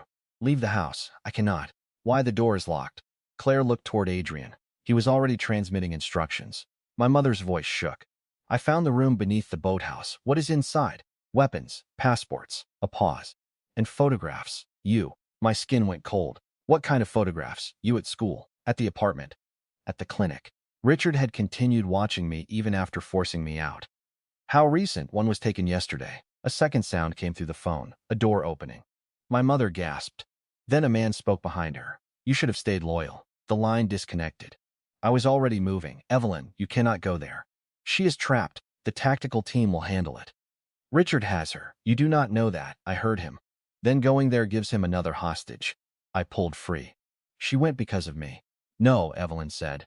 She went because she still believed she could control him. She has the recording. Which means he will not kill her until he finds it. Claire stared at Evelyn. You sound certain. My aunt looked toward the wreck. Because that is what he did to Rachel. The words stopped me. Rachel had returned for evidence. Margaret had done the same. Richard had built his life by making people believe the documents mattered more than the people carrying them. Adrian ended his call. Local units are 7 minutes out. Our team is 12. Too long, I said. The property is 40 minutes away. Not by helicopter. Evelyn's eyes narrowed. The roof pad is active. I looked at her. You said I control Sterling Global. You do. Then get the helicopter. She stared at me for 1 second, then turned toward Adrian. Prepare it. We left the chamber at a run. The aircraft lifted 4 minutes later. Rain hammered the windows as the city dropped beneath us. Claire sat across from me, gripping the seat harness. Evelyn held a headset against one ear while Adrian coordinated with the teams on the ground. I stared at the 2 silver keys in my palm. The compartment had given us evidence, but the evidence had opened another door. Bellwether Lake, Richard's private archive, recent surveillance photographs, weapons and passport. It meant he had prepared for exposure, perhaps for years. Noah's theft had forced Evelyn to act publicly, but Richard had already built an escape route. The award ceremony had not surprised him as much as his face suggested. He had expected the trust dispute. He had expected the patent investigation. He may even have expected the car to be found. My mother's cassette was the one piece he could not control, because Noah had copied it without telling him. What exactly was on Noah's recording? I asked Claire. The tape we heard may not be the same one. Evelyn looked toward us. Rachel made several. Why would Noah hide only one? Claire's face tightened. Because his copy contained something worse. Adrian looked up from his tablet. The ballroom cameras found Margaret leaving through the catering corridor at 9:43. She entered a gray sedan registered to a Vail Industries security subsidiary. Driver? Evelyn asked. He enlarged the image. The man behind the wheel wore a cap pulled low. Facial recognition returned no match. But Claire leaned forward. Her breathing changed. That is Victor Hale. Adrian looked at her. He is officially dead. He was the man in the trees. The helicopter cabin went silent. Victor had collected my mother from the ballroom. He had taken her to Bellwether. The phone call may not have been her idea. She was bait, I said. For you. Richard knew I would follow. Perhaps he wanted me at the lake before the police arrived. Perhaps he had created the entire emergency to separate me from the evidence facilities and public protection. The helicopter crossed the city limits. Dark forests spread beneath us. Bellwether Lake appeared ahead, black beneath the storm. A cluster of lights glowed near the eastern shore. Adrian pressed his headset tighter. The local units have reached the main gate. What do they see? No response from the house. And the boathouse? Not visible from the road. The pilot banked over the property. Lightning illuminated a large stone house, a private dock, and a long boathouse extending over the water. A smaller structure stood among the trees near the shoreline. The pump house. A light flashed twice from one of its windows, then disappeared. Someone is inside, Claire said. The helicopter descended toward the lawn. Before we touched down, gunfire erupted from the trees. The pilot pulled up. A round struck the underside of the aircraft. Warning alarm screamed. Claire ducked. Evelyn grabbed the seat frame. The pilot swung us away from the property. Ground fire, he shouted. We cannot land. Below us, the lights at the house went dark. Adrian shouted into his headset. Units move now. Secure the pump house and boathouse. The helicopter circled over the lake. Then flames burst from the roof of the main house.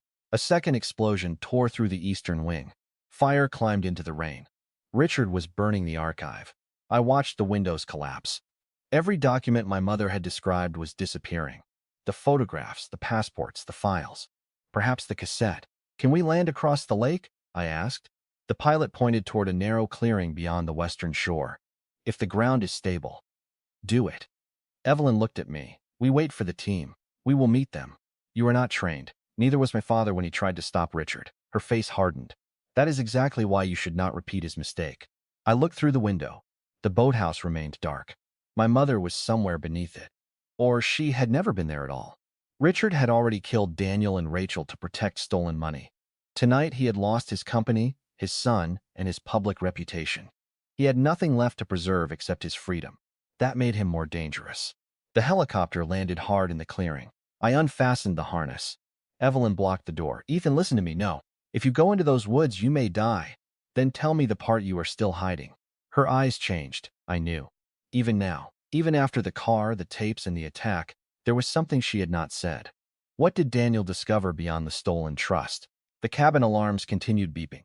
Rain struck the roof. Claire looked between us. Evelyn's silence answered before her words did. Richard was not only moving your money into Vail Industries, she said. What else? He was financing private operations overseas. What kind of operations? Illegal surveillance, political bribery. Weapondren stared at her. You never told me that. I did not have proof. You had suspicion. I had Daniel's last message. I stepped closer. What message? Evelyn looked at the burning house across the lake. He said Richard was building a network that could survive the collapse of Vail Industries. And he said there was someone above Richard. Claire whispered, Who? Evelyn shook her head. He never gave me the name. A spotlight appeared between the trees. One of our ground teams had reached the western shore. Adrian received a transmission. Any sign of Margaret? I asked. No. Richard? No. Victor. Adrian listened. Then his face tightened. One body inside the pump house. We ran from the helicopter. Rain soaked my suit within seconds. Security officers met us near the tree line and gave us protective vests. Evelyn tried to stop me again. I put mine on and followed the team. The forest floor slid beneath our shoes. Smoke drifted across the lake. We reached the pump house. A man lay face down beside the old machinery. The back of his head had been destroyed by a gunshot. Claire stopped at the doorway. An officer turned the body enough to expose the face, older, heavier, but recognizable from the photograph, Victor Hale. He had survived his own reported death for 11 years. Now someone had silenced him before he could be questioned. A cassette recorder lay near his hand, empty. No tape. Blood marked the floor in a line leading toward the tunnel, not Victor's. Smaller drops fresh, my mother's. The tactical leader raised his weapon. The tunnel continues under the lake toward the boathouse. We entered, concrete walls pressed close around us. Emergency lights glowed every 20 feet. The passage smelled of gasoline and wet stone. Halfway through, we found my mother's shoe. Near it lay the pearl earring I had given her. I picked it up. The post had been bent. A struggle. Claire touched my shoulder. She is alive. You do not know that. No. She looked down the tunnel. But Richard needs something from her, we continued. The passage ended at a steel stairway. Above us, voices echoed. One belonged to my mother. The other belonged to Richard. I climbed the steps behind the officers. The hatch opened into the hidden room beneath the boathouse. Most of the files were gone. Empty shelves lined the walls. Open fuel cans stood near stacks of paper. My mother sat tied to a chair beside the water access door. Blood ran from her temple. Richard stood behind her with a pistol pressed against her neck. He looked at me. Then he smiled. You came. Security weapons rose around me. Richard pulled Margaret closer. One shot, Ethan. That is all it takes. My mother looked at me. Her eyes were filled with terror and apology. Richard held out his free hand, the keys. I felt both silver keys inside my pocket. You already opened the car, he said. Give them to me. They are useless now, no. His smile widened. Daniel built a second compartment. Claire inhaled sharply beside me. Richard glanced toward her. Rachel's little survivor. Claire raised her chin. You killed her. I paid someone who failed to finish his work. The admission fell plainly into the room. Every body camera recorded it. Richard did not care. That frightened me more than denial would have. He pressed the gun harder against my mother's skin. The keys, Ethan. What is in the second compartment? The only thing keeping you alive. I stared at him. He had wanted us to open the car. He had allowed the vehicle to remain hidden because the first compartment contained evidence that would lead us toward the keys.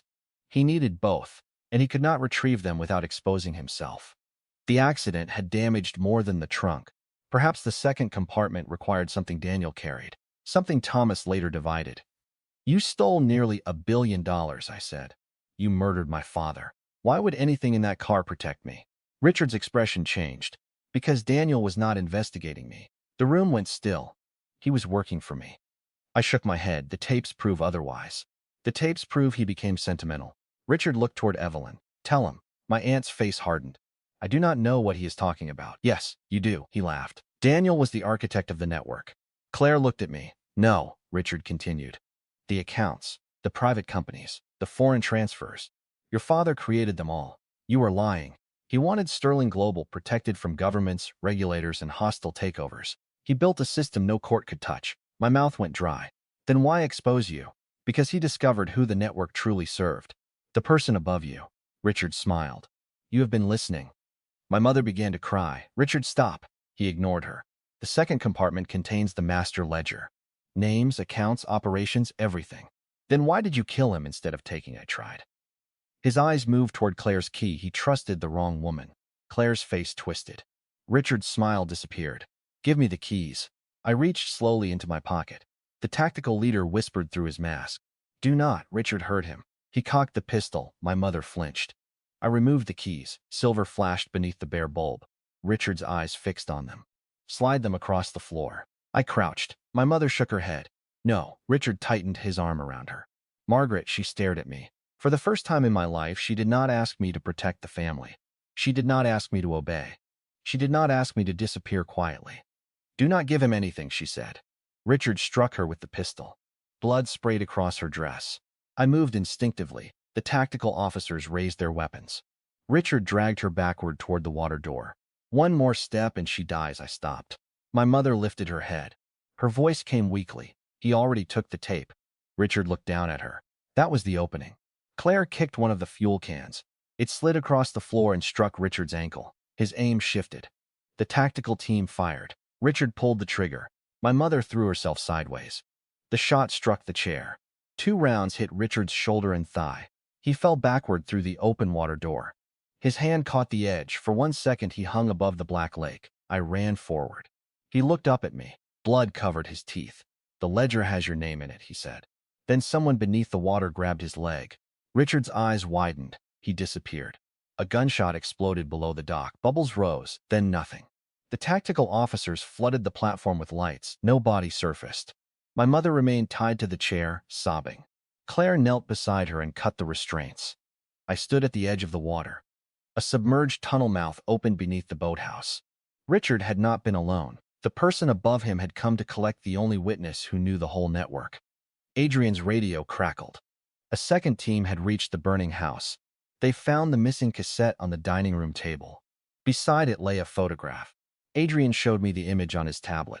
Daniel stood beside Richard and 3 other men. One face had been crossed out. One belonged to Victor Hale. The last man wore a dark suit and held an infant in his arms. Me. On the back, someone had written one sentence: "The Heir must never learn will build the cage." I looked at the black water where Richard had vanished. The award, the patent, and the stolen trust had all been parts of the same cage. And somewhere beyond the lake, the man who had built it was still alive. The lake gave Richard back 12 minutes later. His body surfaced near the western pilings, face down beneath a sheet of rain. The current carried him toward the reeds until 2 tactical officers pulled him onto the dock. He was alive. Barely. The bullet beneath the water had entered through his side and lodged near his spine. Blood mixed with lake water beneath him as a medic cut open his shirt. Richard coughed. Then he laughed. It was a weak, wet sound, but it made every officer around him tense. The tactical leader knelt beside him. "Who was under the dock?" Richard's eyelids fluttered. "No one. You were pulled into the water." I slipped. "You were shot after you fell." His smile widened. "Then perhaps your men should learn where they are aiming." The officer looked toward the body cameras. We did not fire into the water. Richard knew that. His eyes found mine. He had lost the company, the trust, and the family he claimed to protect. He had confessed to arranging Rachel's murder in a room full of recording devices. Yet he still looked at me as though he possessed the final move. A medic secured his neck and prepared to lift him. Richard whispered, "You should have let me drown." I stepped closer. "Because now they know you opened the compartment. Who are they?" He turned his face toward the dock, his gaze fixed on the black opening beneath the boathouse. "The people who made your father useful." The medics lifted him onto a stretcher. My mother sat wrapped in a gray emergency blanket. Blood from the wound at her temple had dried along her cheek. She watched Richard being carried away. For the first time, he did not look back at her. Claire remained beside the chair that had held Margaret. Her hands trembled, though her voice did not. "He said someone paid him to kill my mother." I nodded. "And that person just tried to kill him, or extract him." Evelyn stood near the water door, speaking with Adrian and the tactical commander. She turned toward us. The underwater passage exits beyond the northern shore. A boat was found abandoned 2 miles downstream. "Any fingerprints?" I asked. "None yet." "Cameras?" "The house surveillance system was wiped before the fire." Claire looked at Richard's blood on the boards. "He wanted the keys because of the ledger." "Yes. And the keys are still here." I opened my hand. Both silver keys rested against my palm. Richard had never touched them. The attempt at bellwether had failed. But the person beneath the water now knew we possessed the only way into Daniel's second compartment. My mother lifted her head. "He has copies." We all looked at her. "Who?" Margaret swallowed. "Richard." "Copies of what?" "The ledger." I crouched beside her. "You said the tape was his insurance." "Noah's tape was insurance against Richard. The ledger was Richard's insurance against everyone else." "Where are the copies?" She stared toward the burning house. "In different places." "Which places?" "I do not know. You knew enough to take the cassette from the bank." Her face tightened. "Noah called me before the ceremony." The anger inside me sharpened. "What did he say?" "He told me he had proof Richard was his father. He said he would reveal it if Richard abandoned him after the award." "Noah knew?" "He suspected." "How long?" "Since he found the recording at 16. Claire turned away. The last trace of sympathy in her face disappeared. Noah had stood in the ballroom pretending his identity had been destroyed by surprise. He had known for 14 years that Richard might be his biological father. He had hidden it because the uncertainty was more useful than the truth. My mother continued. "He gave me access to the bank box in case something happened to him. When Evelyn arrived, I knew Richard would panic. So, you took the tape?" "Yes. To bargain with him. I thought I could force him to confess. You went to the lake alone. Victor collected me. You knew Victor was alive? No, I recognized him when he opened the car door. Why did you get in? Her eyes lowered. Because he said Richard had Noah. Claire laughed bitterly, and Margaret looked at her. I had already failed one son. No, I said. You failed both of us long before tonight. She closed her eyes. I stood. There was no satisfaction in saying it, only exhaustion. Adrian approached with his tablet. The hospital is ready for Richard. Police will maintain custody. Will he survive? I asked. The surgeons believe so. That is good. Is it? Yes. Her voice hardened. Dead men do not testify. I glanced at the stretcher being carried through the tunnel. Richard will never testify willingly. He will when the alternative becomes worse. Claire folded her arms. What could be worse than the charges he already faces? Adrian turned the tablet toward us. A list of preliminary offenses appeared.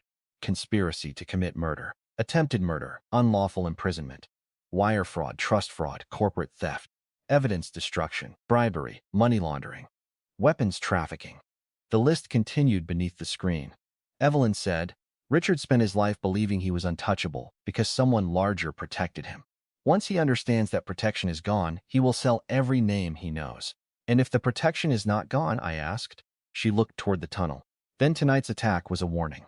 No, it was cleanup. The difference mattered. A warning left survivors. Cleanup removed them. Victor was dead. The house had burned. Richard had been shot beneath the water. My mother would have died if the tactical team had arrived a few seconds later. The person above Richard was not asking us to stop. He was erasing every path leading toward himself. I looked at the keys. We opened the second compartment now. Evelyn nodded. We left Bellwether before dawn. Margaret went to the hospital under police protection. She asked me to ride with her. I did not. Claire and I returned to the evidence facility with Evelyn and Adrian. No one spoke during the flight. The sky began to lighten above the city, turning the clouds the color of dirty steel. My suit had dried stiff with rainwater and smoke. Richard's blood marked one cuff. I should have felt victorious. Noah was in custody. Richard was under guard. My invention had been restored. My company waited for my first decision. Instead, I could think only of the photograph found inside the burning house. Daniel beside Richard. Victor Hale, the unknown man holding me. The heir must never learn who built the cage. When we entered the evidence chamber again, the rusted Mercedes seemed less like a wreck and more like a locked witness. The forensic team had removed the first 3 cases and covered the interior with transparent sheeting. The lead technician stood beside a portable scanner. We examined the compartment walls, he said. There is another cavity behind the rear seat. Can it be opened without damaging the contents? Evelyn asked. Possibly. We found 2 recessed cylinders under the frame. I held up both required? We believe so. The technician guided us to the rear passenger area. The seat had been torn away during the crash. Beneath it, corrosion covered a rectangular steel panel. 2 locks sat 6 inches apart. No letters this time. Only symbols, a circle and a crown. Claire inserted her key into the circle. Mine fit the crown. The technician positioned cameras around us. Turn-on looked at me. 1. We twisted together. 2 clicks sounded. Nothing opened. Then a narrow strip of steel shifted beneath the floor. The technician pulled it free. Inside lay a sealed metal cylinder no longer than my forearm. No ledger, no files. Only the cylinder. He photographed it before placing it on the evidence table. A biometric plate covered one end. Evelyn leaned closer. Daniel built this? I do not know, Claire said. I examined the plate. A shallow indentation matched the shape of a thumb. The technician scanned it. No active power source. Could it respond mechanically? I asked. Possibly. I pressed my thumb into the plate. Nothing happened. Claire tried. Nothing. Evelyn touched it. Still nothing. Adrian looked toward the photograph on his tablet. The man holding Ethan may have been the intended user. Then why hide the keys with Daniel and Rachel? Claire asked. To keep the cylinder from him, I said. The technician rotated it. A seam ran along the base. Near it, engraved letters had survived the rust. Not blood memory. I read the words aloud. Evelyn went still. I asked. She stared at the cylinder. Thomas used that phrase. When? During the early development of Sterling Global. She touched the engraved letters. He believed institutions survived through memory rather than inheritance. Records. Procedures. Contingencies. Adrian looked at the biometric plate. So it may not require a fingerprint. What does it require? Claire asked. Evelyn looked at me. A sequence. What kind of memory only the intended person would know? The cylinder contained no keyboard, no visible dial. Only the thumb plate and the engraved phrase. I placed my hand over it again. The metal felt cold. A memory. Daniel had died when I was an infant. I remembered nothing about him. Thomas had hidden my inheritance behind legal structures. Evelyn had been absent. The man in the photograph had held me, but I did not know his name. If the device had been intended for me, the memory could not belong to my conscious mind, unless it was something repeated throughout my childhood. A phrase, a story, an object. I thought of the silver key Evelyn had sent, the pearl earrings I gave my mother, the prototype hidden in my laboratory. Then I remembered a song. My mother had sung it when I was very young, only 4 notes, no words. A simple pattern she hummed whenever storms kept me awake. I had not heard it in years. "Do you have an audio sensor?" I asked. The technician examined the cylinder. "There is a small opening beside the plate." I hummed the 4 notes. Nothing happened. Claire looked at me. "What was that? A lullaby? From Margaret?" "I thought so." Evelyn's expression changed again. I repeated it. This time she added 4 notes after mine. The sequence became 8. A faint vibration moved through the cylinder. Everyone stopped. "How did you know?" I asked. "Daniel used to play it on the piano." "What is it?" "He wrote it after you were born." Claire touched the cylinder. My mother hummed the same melody. She added another 4 notes, 12 in total. A light appeared beneath the thumb plate. The cylinder had carried power for 20 years. Waiting, a mechanical voice emerged through the opening. "State the inheritance," Evelyn whispered. "Thomas," the machine repeated. "State the inheritance." I looked at the engraving, not blood. Memory. My grandfather's voice from the tape returned.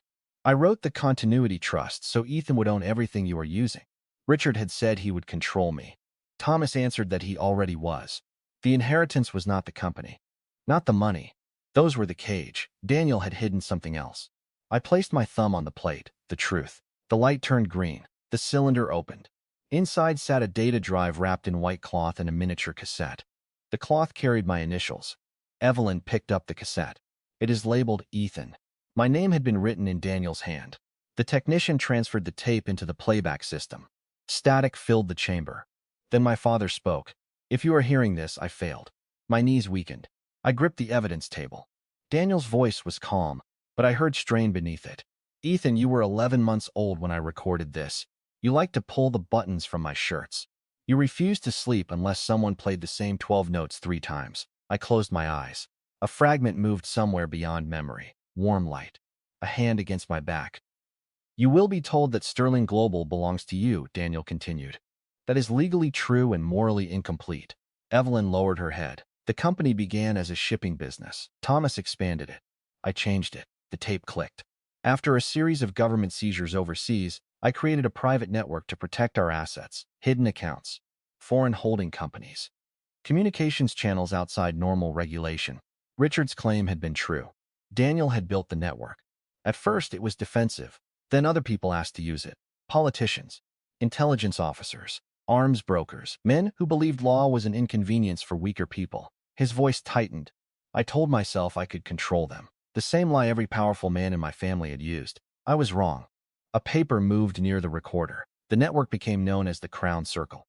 Its members financed elections, wars, surveillance programs, and private prisons. Richard discovered it and wanted a seat. Claire looked at me. Daniel continued. "I refused him. He began stealing from your trust to buy influence inside the circle. He believed money would make him equal to them." A bitter laugh. "It made him useful." The photograph from the lake appeared in my mind. The unknown man holding me. One member stood above the others. He never used his real name.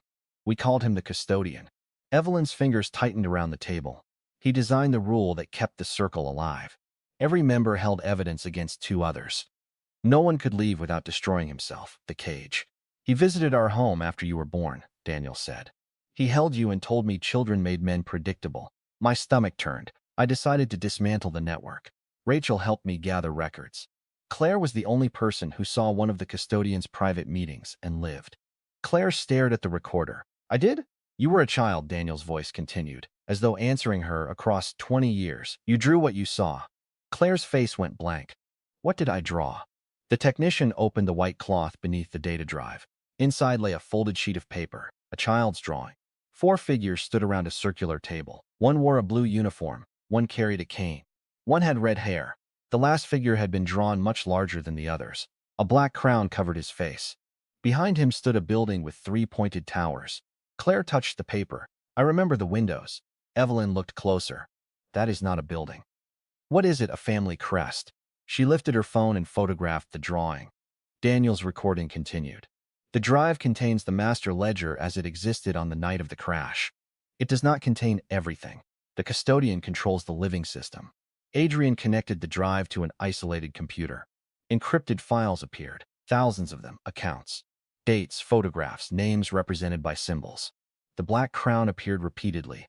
Daniel's voice grew quieter. Ethan, they may tell you that owning Sterling Global makes you safe. It does not. It makes you visible. I looked at Evelyn. She could not meet my eyes. The only safety is exposure. Release the ledger publicly, all of it. Do not bargain. Do not trade it for immunity, money, or revenge. Adrian looked toward the screen. That would implicate governments. Companies, Evelyn said. Intelligence, Claire added. Daniel continued. Thomas will resist. Evelyn may hesitate. They will fear what happens to Sterling Global. My aunt closed her eyes. Do not protect the company, my father said. Protect the truth. The tape crackled.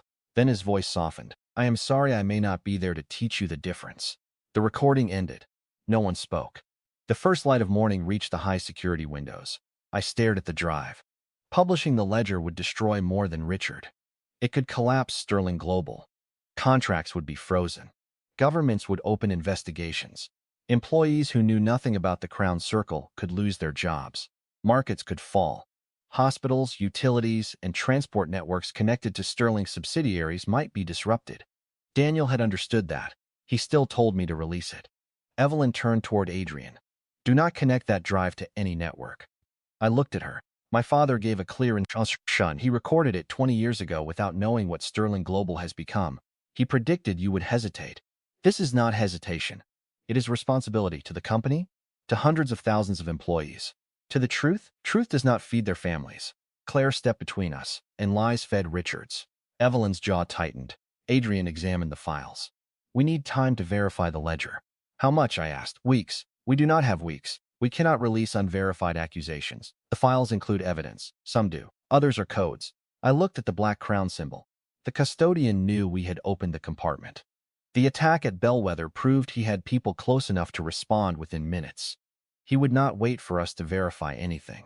My phone rang. The hospital, I answered. A doctor spoke quickly. Richard Vale had disappeared. The transport elevator had stopped between floors for 23 seconds. When it opened, the 2 police officers escorting him were unconscious. Richard's stretcher was empty. Security footage showed no one entering or leaving. Only a black crown had been drawn on the elevator wall with blood. I lowered the phone. He is gone. Evelyn stared at me. How? The custodian. Adrian's tablet began sounding alerts. Sterling Global servers across 3 continents were shutting down. Banking access failed. Internal communications disappeared. Power systems at 2 data centers went offline. Then every screen in the evidence chamber turned black. The crown appeared. A voice came through the speakers, distorted. Genderless. Ethan Sterling. Security officers raised their weapons as if they could shoot the sound. The voice continued. Your father made the same mistake you are making. I looked toward the nearest camera. Which mistake? He believed truth was stronger than structure. Show your face. You have seen it. The photograph of the unknown man holding me appeared on every screen. The image enlarged. Then facial reconstruction removed the shadows. Evelyn stepped backward. No. I looked at her. You know him. Her face had gone white. The voice answered for her. Of course she does. A name appeared beneath the photograph. Thomas Sterling, my grandfather. The man holding me was not a stranger. It was Thomas, 20 years younger than the photographs displayed in our family home. The black crown covered his face. My father's recording had blamed the custodian. My grandfather had created the trust. He had left me with Richard. He had resisted releasing the network. And according to the system now controlling our screens, Thomas Sterling had never merely tried to contain the Crown Circle. He had ruled it. He died 12 years ago, I said. The voice laughed. He retired. A live video replaced the photograph. An old man sat behind a desk in a room lined with dark wood. His hair was white. His shoulders had narrowed. But I recognized him. Thomas Sterling looked directly into the camera. Into me. Hello, Ethan. Evelyn gripped the edge of the table. Father, he smiled. Bring me the ledger and the keys. Where are you? I asked. Where this family began. The image shifted. Behind him through a tall window stood 3 stone towers matching Claire's childhood drawing.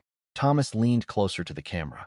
You have until tomorrow at noon, and if I refuse, The systems keeping pure flow operational will fail first. My blood turned cold. Millions of people depended on those systems. Then hospitals, he continued. Power networks. Shipping routes.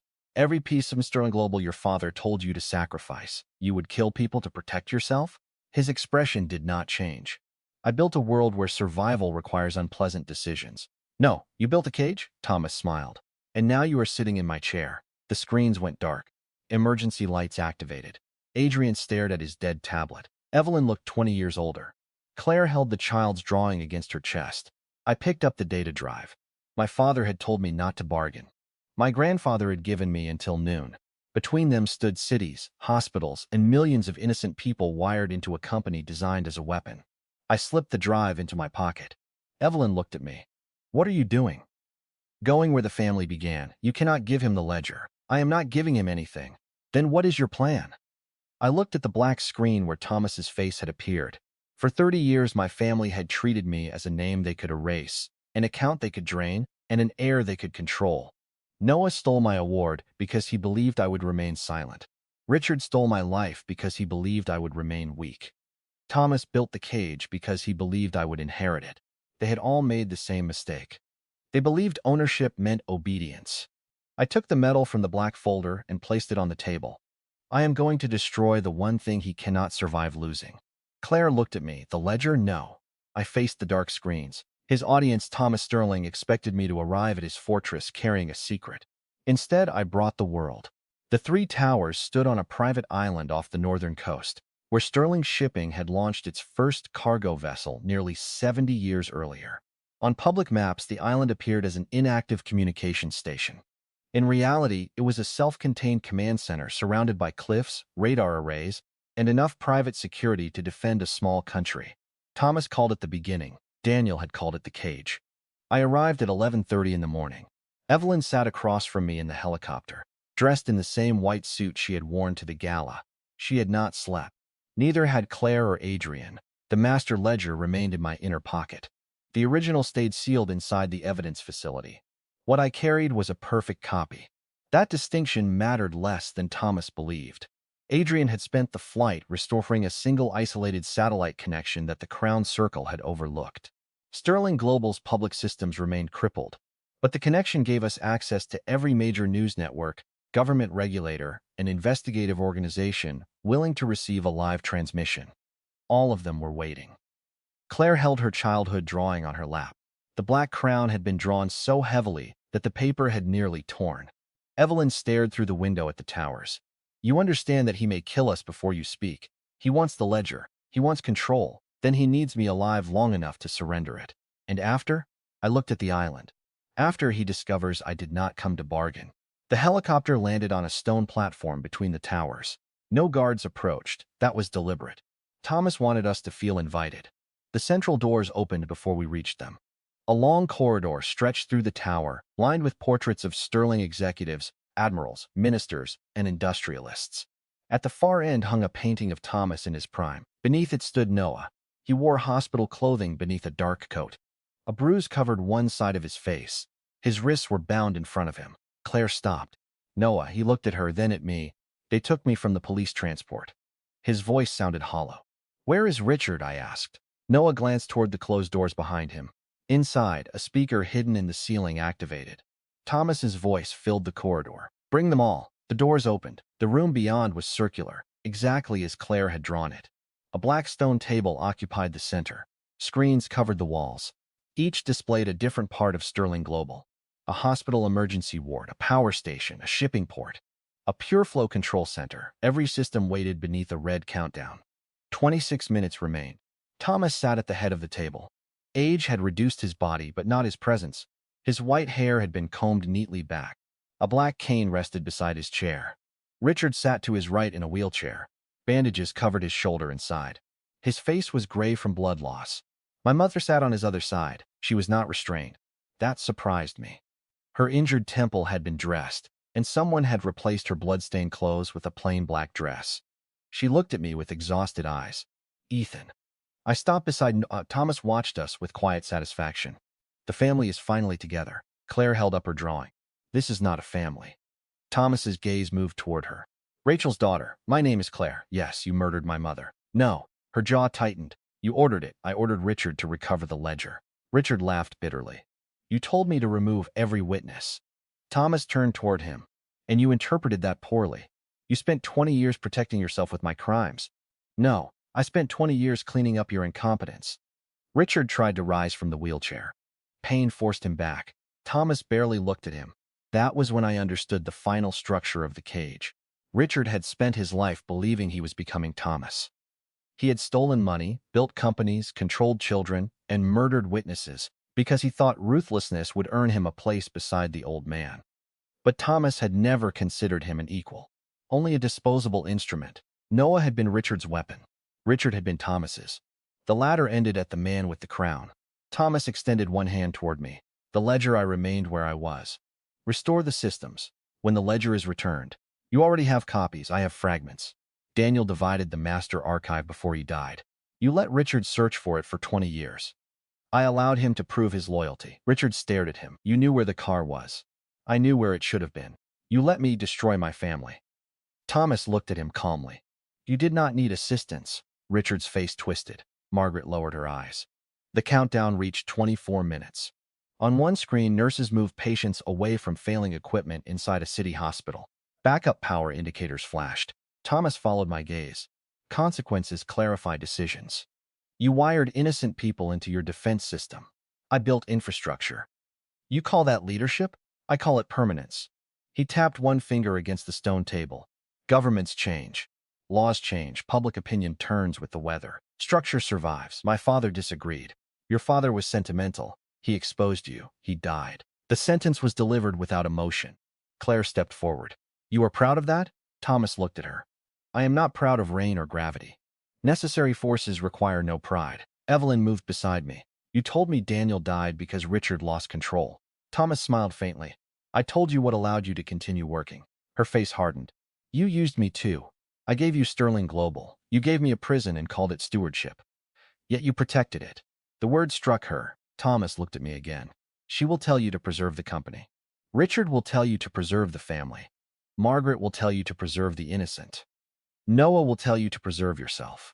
His smile deepened. And all of them will eventually tell you to give me the ledger. Noah looked toward me. For once, he said nothing. Thomas extended his hand again. Your father chose exposure. Look what it bought him. I removed the data drive from my pocket. Every eye in the room followed it. Richard leaned forward. Margaret gripped the edge of her chair. Thomas's expression remained controlled, but his fingers curled slightly. You built the crown circle around mutual destruction, I said. Every member held evidence against two others. Yes. That meant no one could speak without destroying himself. Correct. So Daniel tried to release everything. He lacked the courage to finish. No. He lacked the audience. Thomas's eyes narrowed. I held up the drive. You built your power in private rooms, private accounts, private threats. Every person beneath you believed the secret was more valuable than the truth. The countdown reached 21 minutes. Thomas glanced toward Adrian. You restored a connection. Adrian did not react. Thomas pressed a control beside his chair. The wall screens changed. A security diagram appeared. A single signal blinked inside Adrian's tablet. Thomas smiled. You believed I would not detect it? No, I said, I believed you would. The signal vanished. Thomas looked at Adrian. Adrian lowered the tablet. Yes. The old man relaxed. I placed the data drive on the table. Then you have nothing to fear. He studied me. You came here to surrender. I came here to let you choose the last thing anyone remembers about you. He laughed softly. You still think reputation matters? No. I looked toward the screens. Witnesses do. The hospital feed changed. A news anchor, then another. Then the chamber itself, our room, our faces, our conversation. Thomas rose so quickly that his cane struck the floor. The countdown screens disappeared one after another, replaced by broadcasts carrying the same image. Thousands of mirrored feeds, television stations, news sites, government hearing rooms, public screens outside Sterling buildings. Every employee device still connected to an emergency network. Thomas stared at Adrian. You said the transmission was dead. It was. Adrian looked toward Claire. She was not transmitting. Claire unfolded the childhood drawing. A thin communications wafer had been hidden inside the paper's backing. Thomas's eyes moved toward it. For the first time, genuine fear entered his face. Claire spoke. My mother taught me to hide important things inside what powerful men dismiss. The broadcast counter climbed. Hundreds of thousands, then millions. Thomas reached for the control panel. Nothing responded. Evelyn removed a small device from her sleeve. I transferred command authority before we landed. To whom? Thomas demanded. She looked at me, the majority owner. I had spent my life being told I owned nothing. Now the central system recognized my voice. I faced the nearest camera. My name is Ethan Thomas Sterling. The records you are about to receive document crimes committed through the Crown Circle over more than 3 decades. Thomas struck the table. Stop this, I continued. They include bribery, illegal surveillance, weapons transfers, political coercion, unlawful imprisonment, financial fraud, and murder. You will destroy Sterling Global. Yes, Evelyn looked at me. The word hurt her, but she did not object. Thomas stepped around the table. Hundreds of thousands of people depend on this company. They depend on the work, not the name. You cannot separate them. I already did. Adrian activated the final stage of our plan. Before leaving the city, I had signed emergency transfers placing PureFlow, the hospital systems, power infrastructure, and essential transport networks into independent public benefit trusts. Sterling Global no longer owned them. Thomas's shutdown system had been targeting empty corporate shells. The red countdowns were theater. He had been threatening assets that no longer belonged to him. The hospital screen stabilized. The power station returned to normal. PureFlow controls turned green. Thomas stared at the displays. What have you done? I removed the hostages. Evelyn closed her eyes. A tear moved down her face. Sterling Global had been her life's work. I had dismantled its foundation in less than a day. But when she looked at me again, she nodded. Thomas turned toward Richard. Take the drive. Richard laughed. Blood darkened the bandage near his side. You still think I work for you? You exist because I allowed it. No. Richard looked at me. I existed because I thought becoming you would make me untouchable. He faced Thomas again. It only made me your servant. Thomas's expression hardened. You murdered Daniel. At your command. You murdered Rachel. At your command. Claire's eyes filled with rage. Richard looked at her. I will testify. Thomas stared at him. You will die in prison. Richard gave a weak smile. So will you. Thomas reached inside his jacket. Noah moved first. He threw himself against the old man. The pistol discharged.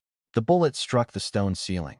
Noah and Thomas fell beside the table. Security doors opened. Federal officers entered from both corridors. Thomas struck Noah across the face with the pistol. Noah held on. For years, he had used violence only when someone weaker could be blamed. Now he fought a man who had built the entire system that shaped him. Thomas raised the weapon again. Claire kicked it from his hand. It slid across the floor. An officer pinned Thomas against the table. The black cane fell beside him. Its handle broke open. Inside lay a narrow blade. Even his weakness had been a weapon. Thomas looked at me while officers restrained his hands. You think public outrage will save you? No, they will consume the scandal and forget. Maybe. The network will rebuild. Then someone else will expose it again. You sacrificed your inheritance for applause. I looked toward the live cameras. That was your mistake. His face tightened. You believed the audience belonged to you. The officers pulled him upright. I stepped closer. You stole my father's life, my childhood, and every choice this family made in fear of you. Thomas's breathing became uneven. But you do not get my silence. His knees struck the floor. The sound echoed through the circular chamber. The custodian of the Crown Circle knelt beneath the same screens he had used to control governments. Millions watched. I leaned toward him. My voice remained quiet. The heir learned who built the cage. I paused. Then he opened it. The officers took Thomas away. Richard remained beside the table, guarded by 2 agents. He looked toward Margaret. I did love you. No. You loved that I stayed. She turned toward me. I will testify too. I nodded. It was not forgiveness. It was the first useful thing she had offered, without demanding something in return. Noah sat on the floor with blood running from his lip. Claire crouched beside him. He looked at her. Why did you help me? You stopped him from shooting Ethan. I did it because I thought he would shoot me next. Claire almost smiled. At least that was honest. Noah looked toward me. I do not expect you to forgive me. Good. His face tightened. I gave the police access to every account I used against you. That will help. I told them about Dr. Reed. That will help too. He swallowed. Will you testify that I cooperated? Yes. He seemed surprised. I continued. I will also testify about everything you did. His eyes lowered. For once, he accepted the whole sentence. The broadcast continued for another hour. The master ledger was released through independent archives in multiple countries. Governments announced investigations before we left the island. Crown Circle accounts were frozen. Several officials resigned. Others disappeared before warrants could reach them. Sterling Global entered court-supervised dissolution. Its essential division survived under new ownership structures. Employees kept their jobs wherever possible. The empire did not vanish cleanly, but the systems people needed no longer answered to a family name. Richard survived surgery. He pleaded guilty to multiple charges and testified against Thomas in exchange for avoiding the maximum sentence. The court still gave him enough years that he would die behind bars. Margaret entered witness protection during the Crown Circle trials. Before leaving, she mailed me the second pearl earring. I kept neither. I placed both beside Daniel and Rachel's recordings in the public archive. Noah pleaded guilty to patent fraud, unlawful confinement conspiracy, and evidence tampering. His cooperation reduced his sentence but did not erase it. Claire visited him once. I did not ask what they discussed.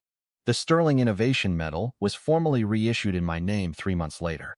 I declined the ceremony. Instead, I melted the gold and used it to cast a small plaque for the first independent PureFlow laboratory. It carried no family crest, only 4 names: Daniel Sterling, Rachel Mercer, Claire Mercer, Ethan Sterling. Evelyn resigned from every Sterling board and became the first director of the public trust that replaced the company's medical and water divisions. She never asked me to call her family. That was why eventually I did. 1 year after the gala, I returned to the ballroom. The white roses were gone. The stage was empty. Workers were preparing the room for a scholarship ceremony funded by the recovered trust money. I stood beneath the chandelier where Noah had accepted my award. For most of my life, I believed justice would feel like applause. It did not. Applause faded. Medals changed hands. Companies collapsed. Names were rewritten. Justice was quieter. It was a hospital that kept its power, a city that kept its water, a witness who lived long enough to speak, a stolen son who finally knew his father's voice. I looked at the stage one last time. Noah had stolen my award because he believed it proved he was better than me. Richard had stolen my inheritance because he believed money made him powerful. Thomas had stolen the truth because he believed silence could be inherited. They were all wrong. The only thing I inherited was the choice they were too afraid to make. I told everyone. Then I walked out before the applause began.